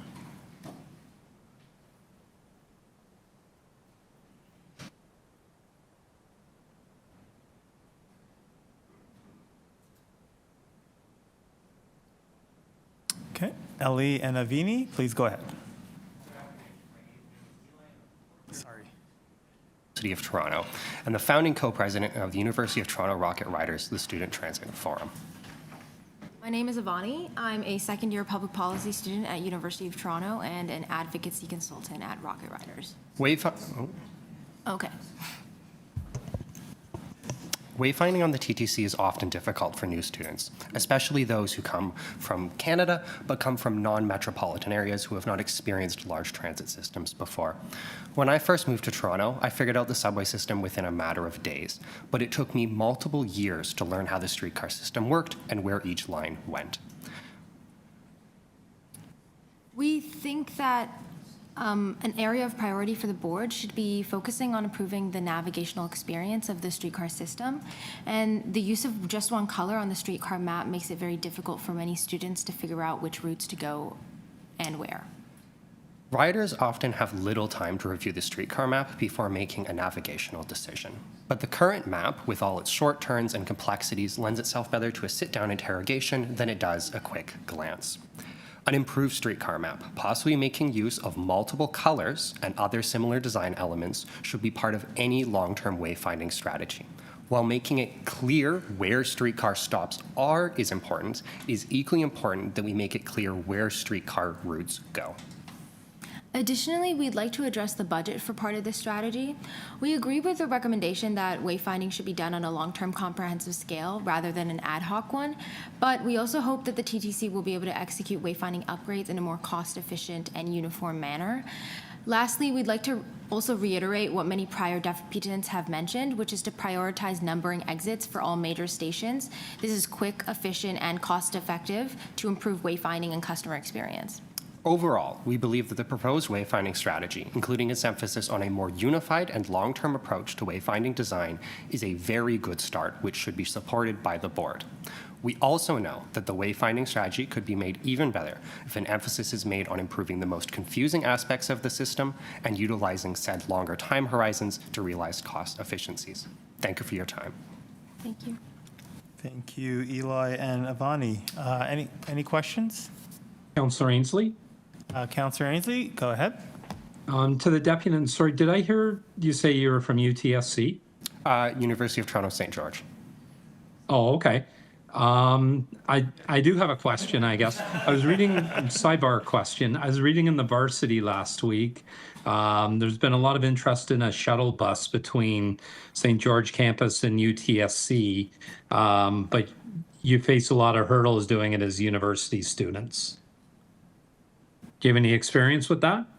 Well, I know that the shuttle buses often serve mostly as a service for students at the further out campuses.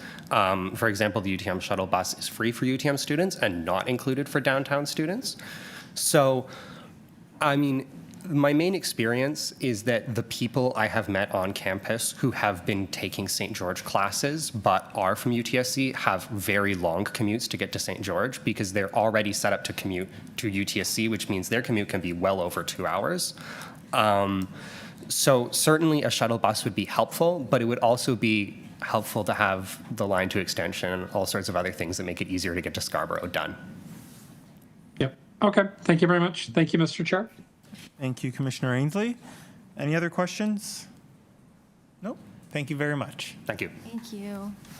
Next, we have Bryce Lan.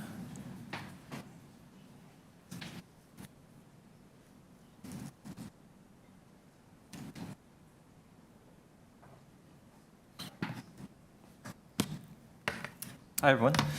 So my name is Bryce Lan, and I live in Ward 19. And I'm a graphic designer, and I recently was a student at OCAD University for graphic design. And my main thesis project for my undergrad was digital wayfinding for Metrolinx.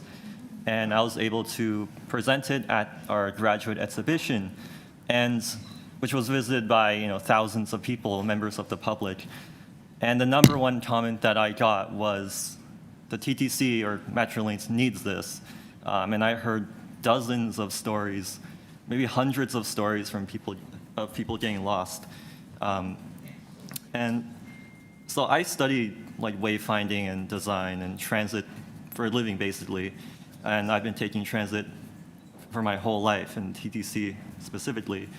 And yet I still get lost. I get lost all the time. Like, I don't even realize that I'm lost half the time.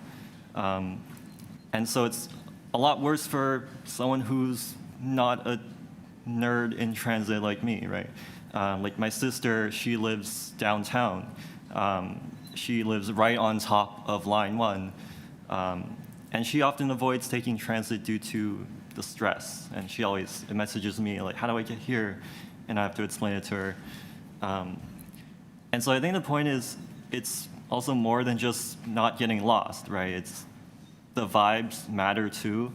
Like not being stressed and enjoying the transit ride can make or break whether or not people choose transit rather than driving, especially as congestion has become a pretty hot issue in the city.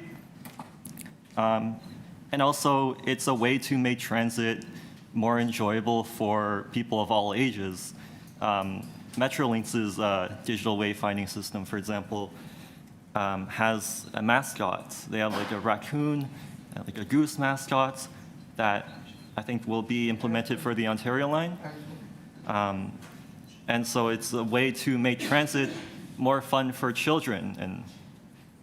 And so in conclusion, I think this is a really cheap and relatively easy way to make transit significantly better. And so I urge the board today to approve the strategy. Thank you. Thank you, Bryce. Any questions for the deputant? No, seeing none, thank you very much. Next we have Satadell Roy. I'm presenting, reading his deputation. Got a little presentation with it too. Hopefully it works. Great, don't judge me.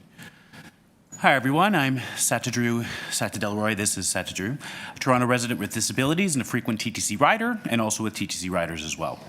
I'm here to support the TTC wayfinding strategy because it'll make our transit system much easier and safer to use. Clear and consistent signs help everyone, residents, people with disabilities, newcomers, and tourists move through stations comfortably and confidently. It also improves safety, reduces confusion, and encourages more people to take transit instead of the hassle of driving. These things may sound small, but they make a big difference for accessibility and daily travel. From my experience, some TTC and GO stations just don't have signs where they're needed. Some are missing or misplaced, and many platforms don't have maps. Even the next vehicle screens are sometimes set too far away to see from most of the platform. These small issues actually create big challenges, especially for people with disabilities or anyone new to the system. Here's one example. Bloor GO station, where I go every week for appointments. That station has two separate concourses, one for Dundas Street and one for Bloor Street, but there's no sign showing that. The first few times I took the wrong exit thinking it was for Bloor and almost missed my appointment. A simple sign saying this exit doesn't connect to Bloor Street with an arrow pointing across the UPX platform would have fixed that. Many people, especially patients going to nearby clinics, face the same issue. There's also a lack of information consistency. For example, some Line 1 platforms have route maps near the stairs, but not near the accessible elevators. So how would someone using an elevator know which train is northbound or southbound? And at Union Station, the busiest one, there's still no clear indication of which side is which.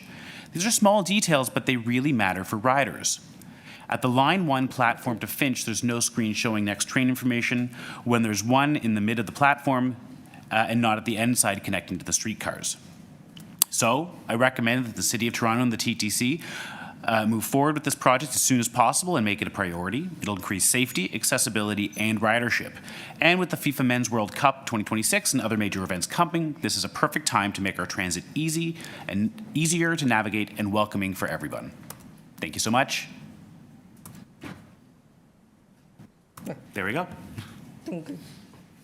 Thank you very much, Satadrew. Does anyone have any questions for the deputant? No? Thank you very much for coming in. Great presentation.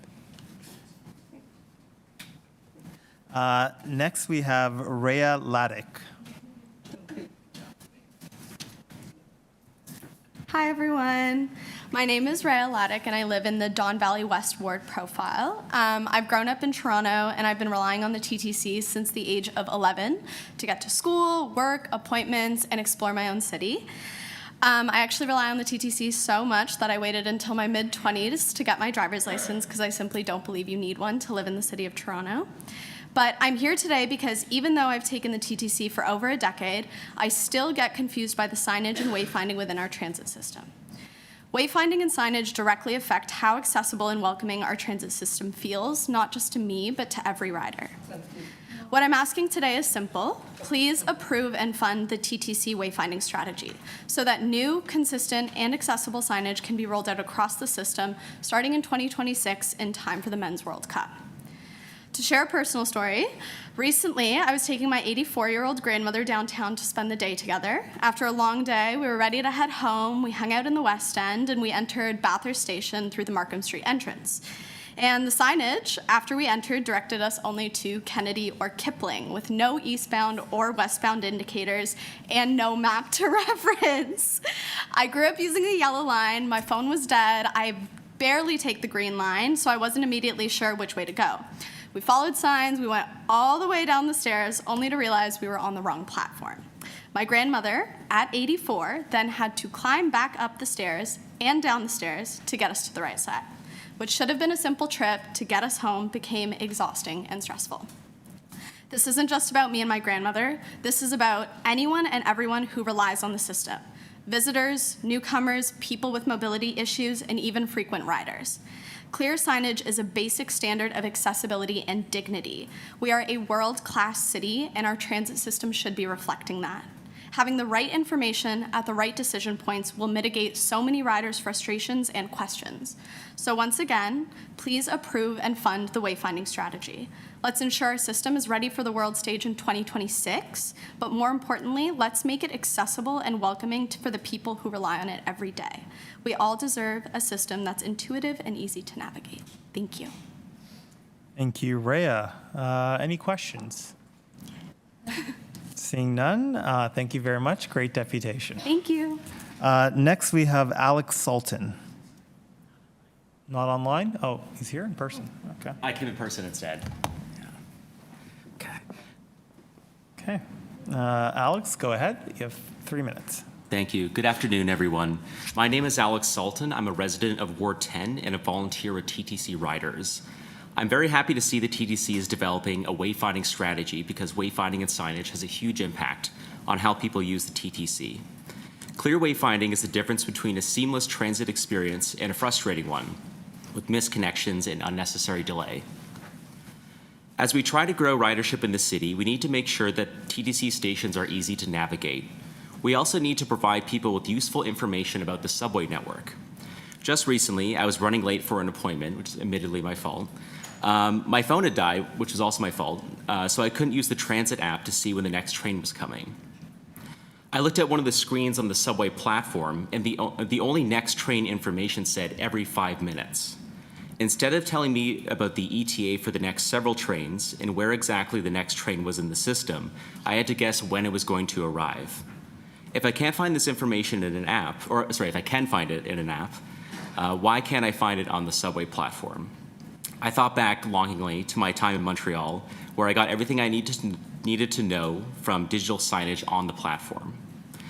I had to decide between waiting for the train or going upstairs to grab a city bike.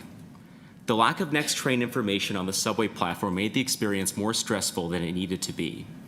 Even when you're not running late, it's just nice to know exactly how long you'll be waiting. Good digital signage could also tell us which carriages are full and which door I should enter to make a connection at the next stop. Overall, wayfinding and signage in the TTC network should be understandable, consistent, easy to read, and accessible. Furthermore, TTC subway stations should provide riders with useful information about connections, train capacity, and frequency. Digital signage with real-time train information must be a part of the wayfinding strategy. I understand the TTC needs to raise revenue through advertisements, but good transit signage should always take precedence over ads. I hope you'll consider the comments you heard from all of us today to align TTC wayfinding with the best practices from other cities. Thank you for hearing my comments today. Thank you, Alex. Does anybody have any questions for the deputant? Seeing none, thank you very much for coming. Thank you. Next, we have Natalie Yu and Naomi Darling.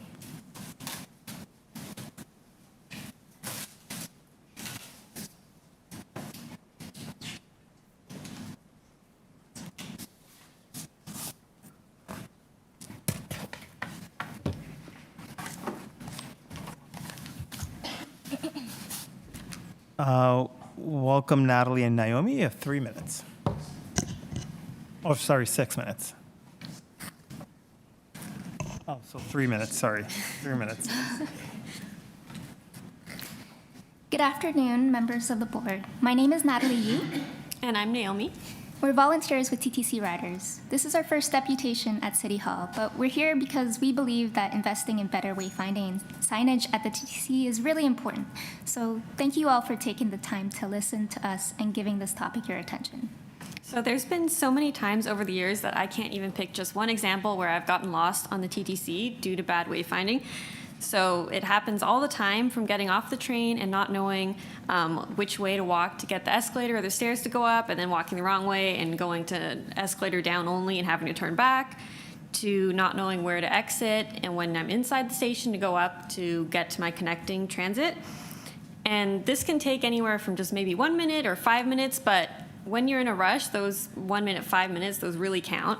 And this wastes time. So for some people, this can have big repercussions. If you're running to go get an interview and you miss it, that can cost you a job. Or if you're trying to reach an appointment and you miss that, you might have to call back and actually pay for the appointment that you missed. When we have negative experiences like that because of poor wayfinding, it's frustrating, and navigating subway stations can feel daunting or even unwelcoming. Public transit should offer an efficient way to travel, but when poor signage adds problems to our journey, it further puts efficiency into question. As many others have said, good signage and wayfinding can give riders the agency to navigate themselves through the TTC with confidence and ease, allowing them to make the most out of a complex transit system. That's why we're in support of today's recommendations to improve and approve the funding of the wayfinding strategy. As mentioned in the strategy, wayfinding is one of the most visible expressions of a transit brand. It's how people understand and interact with the system every day. The TTC also represents a core part of Toronto's identity. Being able to address our current wayfinding issues would not only offer much needed improvements to the transit riding experience, but also add to the experience of living and being in this city and increase our trust in this transit system that can help us get around it. So these improvements have been needed for a long time, and earlier this year, we worked together with the wayfinding team at TTC Riders to create our own solutions of some examples of what these could look like. So here's some signs here. When faced with multiple exits, there's always a moment of pause when deciding which way to go. Wordy signage can add extra decision-making time and confusion. To address this, we proposed adding an alphanumeric exit label, such as A1 or B2. It's a short and quick way to identify your desired exit. The small footprint of the alphanumeric labels can also make them space and cost efficient when incorporating them into wayfinding features such as directories, maps, and digital space. It can also provide a lasting landmark at the station, making it easy to communicate to others where to meet up. We appreciate that today's report on the wayfinding strategy includes station exit numbering, and I'm heartened to hear the support from fellow deputants. We like to think that our design work from April's King Station wayfinding action helped to put this item to the forefront of the system's wayfinding discussion, so we really appreciate that this concept is being put under consideration in the wayfinding strategy. So this is just one of several ideas our group has come up with, and I think you can tell from all the people who showed up today that there's a lot of enthusiasm for this, and we're really excited. So we hope that the wayfinding strategy gets the necessary funding, and we thank you for your time and consideration. Thank you so much. Thank you. Does anybody have any questions? Nope. Very good first deputation. Thanks for coming. Next, we have Chloe Tangpong Prush. See Chloe Hello. on video. Yep. Chloe, go ahead. Good afternoon, members of the board and Chair Myers. It's a pleasure to be here today. My name is Chloe Tang-Pong Crush. I'm a volunteer at TTC Riders and an urban planning student at Toronto Metropolitan University. I'm from Ward 12, Toronto St. Paul's, and I'm actually calling in from Ottawa today. I usually try to make it in person, but I didn't feel like making the 5-hour commute back to City Hall. So please excuse me on that. But wayfinding has been a passion of mine for many, many years now. I really do think that wayfinding is, part of the identity of the city, the signs, the look of the signs, the sounds of the announcements. And I developed my passion from going to cities such as Paris or Tokyo, who have much, much bigger transit systems. But what I took most from those experiences was, not the lines or the different modes, but the wayfinding, how consistent everything is, how accessible everything is. Even though those systems are much larger than Toronto, I never felt lost taking those systems compared to taking the TTC. So, when I came back, I was a bit disappointed. And, that really spurred my passion for change. I was part of spearheading this action, this campaign with my colleague, Joe Crabe, and all of the other wonderful deputants you've been hearing from today. So, they've already said a lot, so I'll try to keep it short. This campaign has definitely been my favorite to work on. I've been really passionate about this. And there's, as you see from the number of deputants here today, that there are a lot of people who care about this. This isn't a small issue that can be pushed to the side. There is a lot of passionate voices who really care about this issue in particular.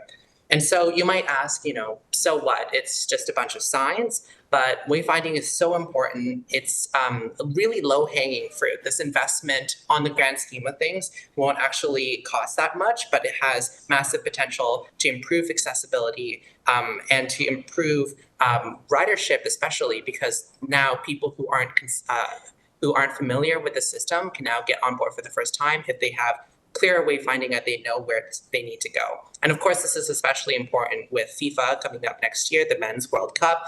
We want the eyes of the world are going to be on our system, and we want them to take the better way. So I am encouraging the commissioners of the board to approve this wayfinding strategy, to adopt the strategy and to implement it and to make sure that it is properly funded, not just for this year, but for many, many years to come, so that there is a cohesive wayfinding strategy. And I also want to highlight the importance of cooperating with our partner transit agencies, such as YRT, MyWay, Metrolinx in particular, regional transportation. I'd like to thank you so much for your time. And once again, I am encouraging you to adopt this strategy here. Thank you so much. Thank you, Chloe. Right on time. Any questions for Chloe? No? Thank you very much, Chloe. Now we will go into committee. Are there any questions of staff? No? Questions of staff? Okay, I'll try to be short because my key question is, how do we pick? Right, you're constantly telling us things you need money for. So we've got a proposal here for something that would be wonderful, but how, if we do this, what do we have to not do? Where do we get the context for financial choice here? Since we can't do everything, how does this compare with all the other things you want us to do? Through the chair, obviously this wayfinding strategy is here because it's directed by the board to come here. So we're here providing this update. It's here to drive ridership growth along with the ridership growth strategy. But what I want to reiterate is that there is not a cost to this right now, what we're seeking you to vote on today or recommending. Where that then happens to your question is through the budget, where the CEO referenced in a response to an earlier question that this will be included alongside the many other asks that board members might have or that might come from staff to contextualize that and prioritize it so that staff will make that decision through the budget. Sorry, the board would make that decision through the budget.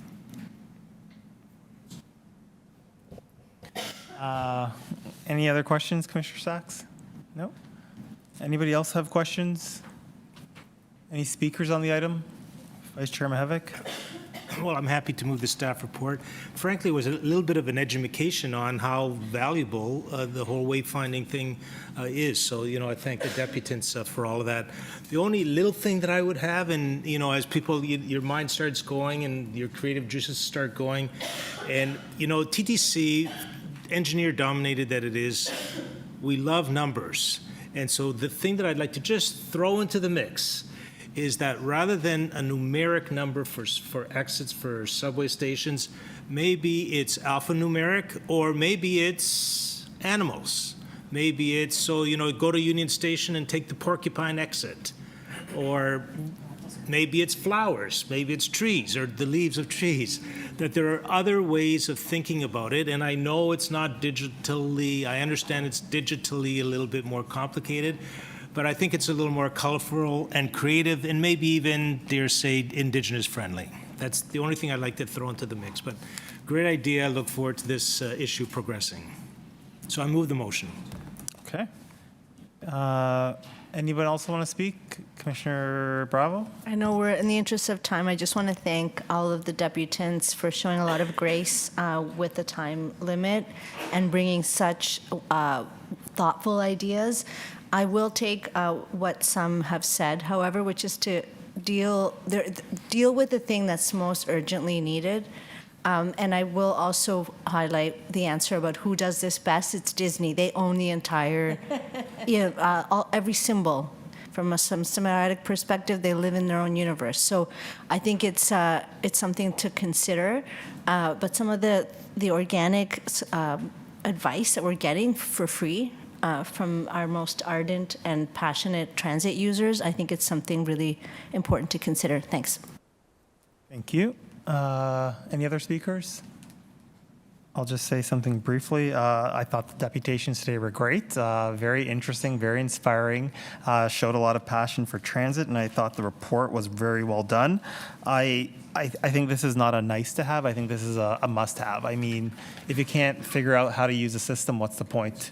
Yeah, what's the point? I mean, I get confused on the TTC all the time, and I know I'm not alone. So I think having something that's just easy to use just grows ridership. And growing ridership means more money, so we can actually do other things.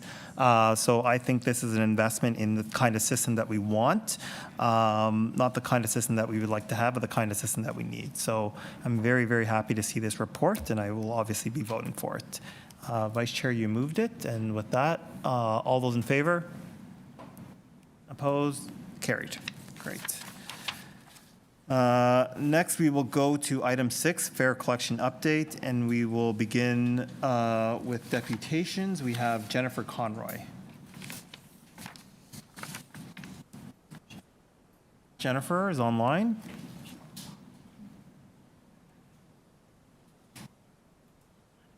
We're still waiting for Jennifer. Adam, do you want to go?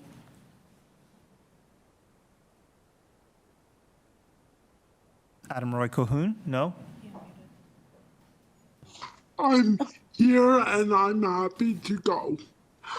The main thing I wanted to say was that there is still a customer service problem, especially if the TTC is really wanting to eliminate the cash fare and the other concession options on the system, and go specifically to Presto, with the Shoppers Drug Mart having the monopoly on the retail network, and the city has not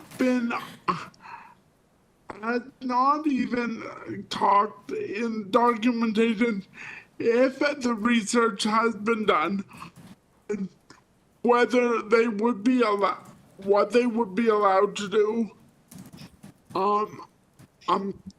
when it comes to running anything in the libraries or community center. I understood from talking with Presto pre-pandemic that those arrangements probably could be easily worked out to look after some of these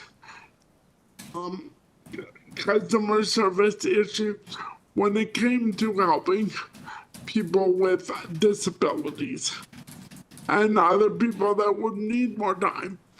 And since the pandemic, the Shoppers Drug Marts have basically eliminated a lot of their extra customer service, and it's sort of one of those things where they don't have a lot of time. They're sort of like the way you've set us up now, where we're literally fighting against the clock. So my motion is, my recommendations to you is, until some of this gets considered and talked about in a public way, that that they don't eliminate the cash fare and the seniors concession, the main concession used on Wheel-Trans, until it can be properly investigated and stuff, because the equipment is not always working at full capacity to make it easy for people with disabilities to use Presto. Thank you. Thank you, Adam. Does anyone have any questions for the deputant? No. Thank you very much, Adam. Jennifer, are you ready? Yes, I am ready. Go ahead. You have 3 minutes, please. Thank you so much. When I first moved to Toronto in 2016, I had some issues with my Presto card. As I'm a longtime user of the Presto system, I was concerned. I called Metrolinx and was at first directed to a Shoppers Drug Mart to assist me, but my local store wasn't easy to get to. Luckily, my partner guided me to Union Station, where a tap against the machine assured me that funds were indeed added to my card. Since then, I make sure that my Presto is always topped up. Because the nearest Shoppers Drug Mart to me is several blocks away, I utilize the auto load feature on my Presto card. This ensures that I always have the amount that I need to travel on TTC and I don't need to worry about it. But if that ever were to have a glitch, as it has a time or two before, I would have to go to Shoppers, as that is the only place to top up the card. With winter coming, going to Shoppers may not be so easy, with it being so many blocks away, and in inclement weather, I wouldn't be able to drive my power chair there. This is the same problem that a lot of my peers have, as they don't live close to a Shoppers, or it's hard for them to get there. And if they do manage to get there, once they board a Wheel-Trans vehicle, half the time the card readers aren't working anyway. In these cases, the TTC drivers have to forgo the fare, and it happens more often than one would think. So in order for us to use the process properly, I am asking the TTC and Metrolinx to make it possible for customers to load the Presto cards at locations other than Shoppers Drug Mart that might be accessed more easily by customers with disabilities. Thank you. Thank you, Jennifer. Any questions for Jennifer? Seeing none, thank you very much, Jennifer. We will bring it in committee. Are there any questions of staff? No. Any speakers on the item? No. Can I please have a motion to adopt the report? Thank you, Vice Chair. All those in favor? Opposed? Carried. Okay, on to our final item. Item 10, the naming of the Leslie Barnes Car House by Chair Jamal Myers, seconded by Commissioner Josh Matlow. And we have a deputant, Brendan Agnew-Iller. Motion to adopt the report. Thank you, Vice Chair. All those in favor? Opposed? Carried. On to our final item. Item 10, the naming of the Leslie Barnes Car House by Chair Jamal Myers, seconded by Commissioner Josh Matlow. And we have a deputant, Brendan Agnew-Miller. Motion to adopt the report. Thank you, Vice Chair. All those in favor? Opposed? Carried. On to our final item, item 10, the naming of the Leslie Barnes Car House by Chair Jamal Meyer, seconded by Commissioner Josh Matlow. And we do have a deputant, Brendan Aguilar. Commissioner, all those in favor? Opposed, carried. On to our final item, item 10, the naming of the Leslie. Hi, I'm having echoing here. I don't know if it's begun. Brendan, can you exit YouTube? There we go. Okay, there we go. Okay, Brendan, please go ahead. You have 3 minutes.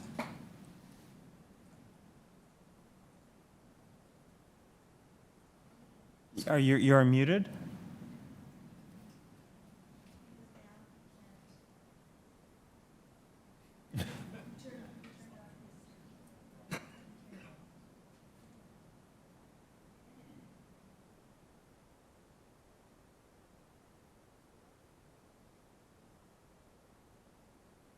Still muted.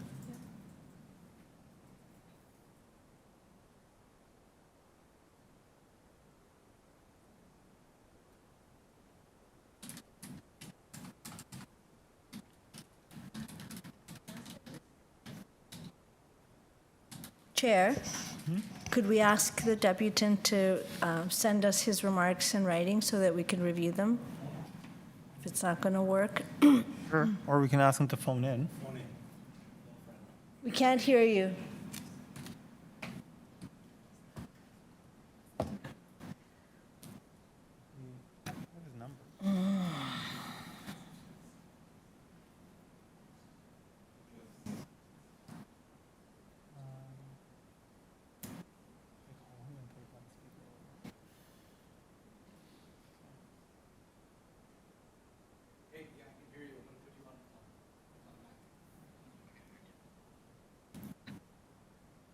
Okay, go ahead.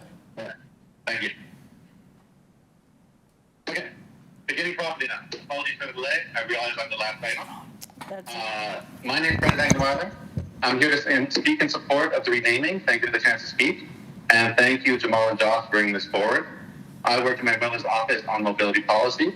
Then, like today, TTC was coming out of a period of austerity and needed a huge investment. Under David's leadership, TTC replaced and expanded bus fleet, replaced Line 1 trains, caught up on the state of good repair, implemented huge improvements, and launched a relief line study. We also turned transit planning on its head, albeit briefly. In the 06 election, David did not draw lines on a map because that's not something a politician should be doing. Instead, we ran on a concept, a network of intermediate capacity transit serving the suburbs where the riders work and needed more service, not just land owned by well-connected developers. TTC service planning turned the concept into the Transit City Light Rail plan. At the time, under a lot of pressure to support the province's subway to Vaughan, there was not and is not rational demand to justify it. And I felt that should be included in the mayor's talking points. David told me I can't say no to a subway. It was the only time he ever got impressive with me. At least the only time I choose to run. So, instead of saying no to a subway, he said yes and. TTC will extend the subway in exchange for Transit City. And we got the funding. Sadly, Metrolinx also took over construction, but that's a story for another day. The last piece left to do to totally renew TTC was to replace the streetcars. The CLRVs are at the end of their lives and would have cost way too much to refurbish them. The problem was there was no production car in the world that was both fully accessible and could run on TTC tracks. So we needed a huge order to justify both designing a new streetcar and building a new production line. And more, we wanted to make sure the investment stayed in Canada. TTC Legal told us a Canadian content provision would invite a lawsuit that we'd probably lose. Procurement said it was unlikely we would attract a single viable bid. Maintenance told us we had to build a whole new car house because low-floor cars had system on the roof instead of underneath. So we had an independent assessment to show the highest Canadian content we could reasonably ask for was 21.8%. We went for 25. It's just a nicer number. This was subsequently adopted by other levels of government for other types of vehicles, but that's just cowardice. Buses can go way higher. Honestly, we were sweating bullets that we would get one bid. In the end, we got two. And the winner was $500 million, I believe, lower than the second. The only problem left was how to pay for it. When the 08 financial crisis hit, the government suddenly wanted to spend, and we asked they spend it all on the new streetcars and the car house. The federal government said, no, that's not shovel ready. That's not a technical term. We argued it was. David says streetcars. They said, no, let's do lots of little announcements instead of one big one. David said, no, streetcars. They said, let's spread it around, put a little money in every riding. David said, streetcars. Minister Baird was reported in the papers saying that Toronto could F off. David said, okay, streetcars. My point is that it took a lot of courage, clarity, vision, purpose, and effort to get this done. There was a real risk of getting no bids, of having no money, of getting sued, of letting streetcars disappear from our streets forever. It also took a lot of standing up to other levels of government. But we did it, and naming the car house for David is a suitable celebration of his immense contribution to public transit and to the city. Thank you. Great. Thank you, Brendan. Does anybody have any questions for Brendan? No, I think that was a great presentation. Does anybody else would like to speak? Vice Chair Mahavik? Thank you very much. I had the pleasure when Megacity started of sitting on the board when he was a city councilor, David Miller, and then when he was mayor, David Miller, from 1997 to 2010. And the way I would say it is, you know, when you think of Mayor Mel Lastman and you think, okay, what's that thing that you can say really made Mayor Mel stand out? And I think it was really the North York, that stretch of Yonge Street, which is so attractive right now. And he got a plaza named after him. And he was still alive when that happened. When you think of Rob Ford, previous mayor, what's the thing? He was the football guy, he was the stadium guy, and so you folks in your wisdom at City Council named a stadium after him. When you think of that thing for David Miller, I think it would be, frankly, public transit. He came in on the public transit platform. He fought hard for it under his time as mayor and also as a TTC commissioner. And he sat on the commission when he was mayor as well.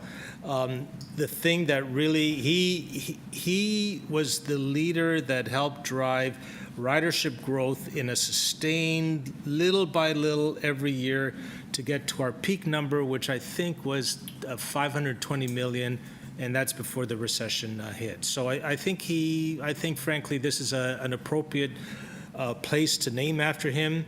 He had showed a lot of leadership in having that place developed, and it is the right thing to do. So it is. I feel personally invested in that a little bit as well, and I'm happy to support it. And I think it's moved and seconded, is it not? I'll move it if it needs moving, but I don't think it does, right? No. Okay, great. All good. Thank you, Vice Chair. Commissioner Jagdeo? Sorry, one last comment. Look, I mean, fundamentally, I don't believe that any facility should be named after any ex-politician, whether it's Rob Ford or Olivia Chow or Mel Lastman or whoever that is. And I think the TTC also has a fairly long-standing policy of naming things after former executives, general managers, CEOs. Maybe Leary, Byford, Gary Webster might even be more appropriate, but just purely on that fundamental, ex-politicians, especially when they are still alive, can't really support something like this, so that I will be voting this down. Thank you. Anybody else to speak? I will just say very briefly, I am 100% in support of this. Obviously, it's my motion. I've worked with David's wife, Jill, now for the past several months on helping get this together. David was a huge advocate for public transit in the city of Toronto. As anyone who knows who's lived here and under his leadership, we actually experienced a transit revival, and it was really exciting to see Transit City come alive. Obviously, that's another story for another day, but David was one of those people that inspired me to get into municipal politics because I could see the difference that a politician can make when you have a clear vision and the right heart. So I'm very happy to see this come forward, and I think that, you know, as something fitting for his legacy, Leslie Barnes was one of his big projects, and, you know, we would be lost without it, frankly. So yes, I'm very happy to move this. And with that, all those in favor? Opposed? Adopted. Great. And that concludes the business of this meeting. Can I please have a motion to adjourn? Thank you, Commissioner Osborne. All those in favor? Carried. We are adjourned.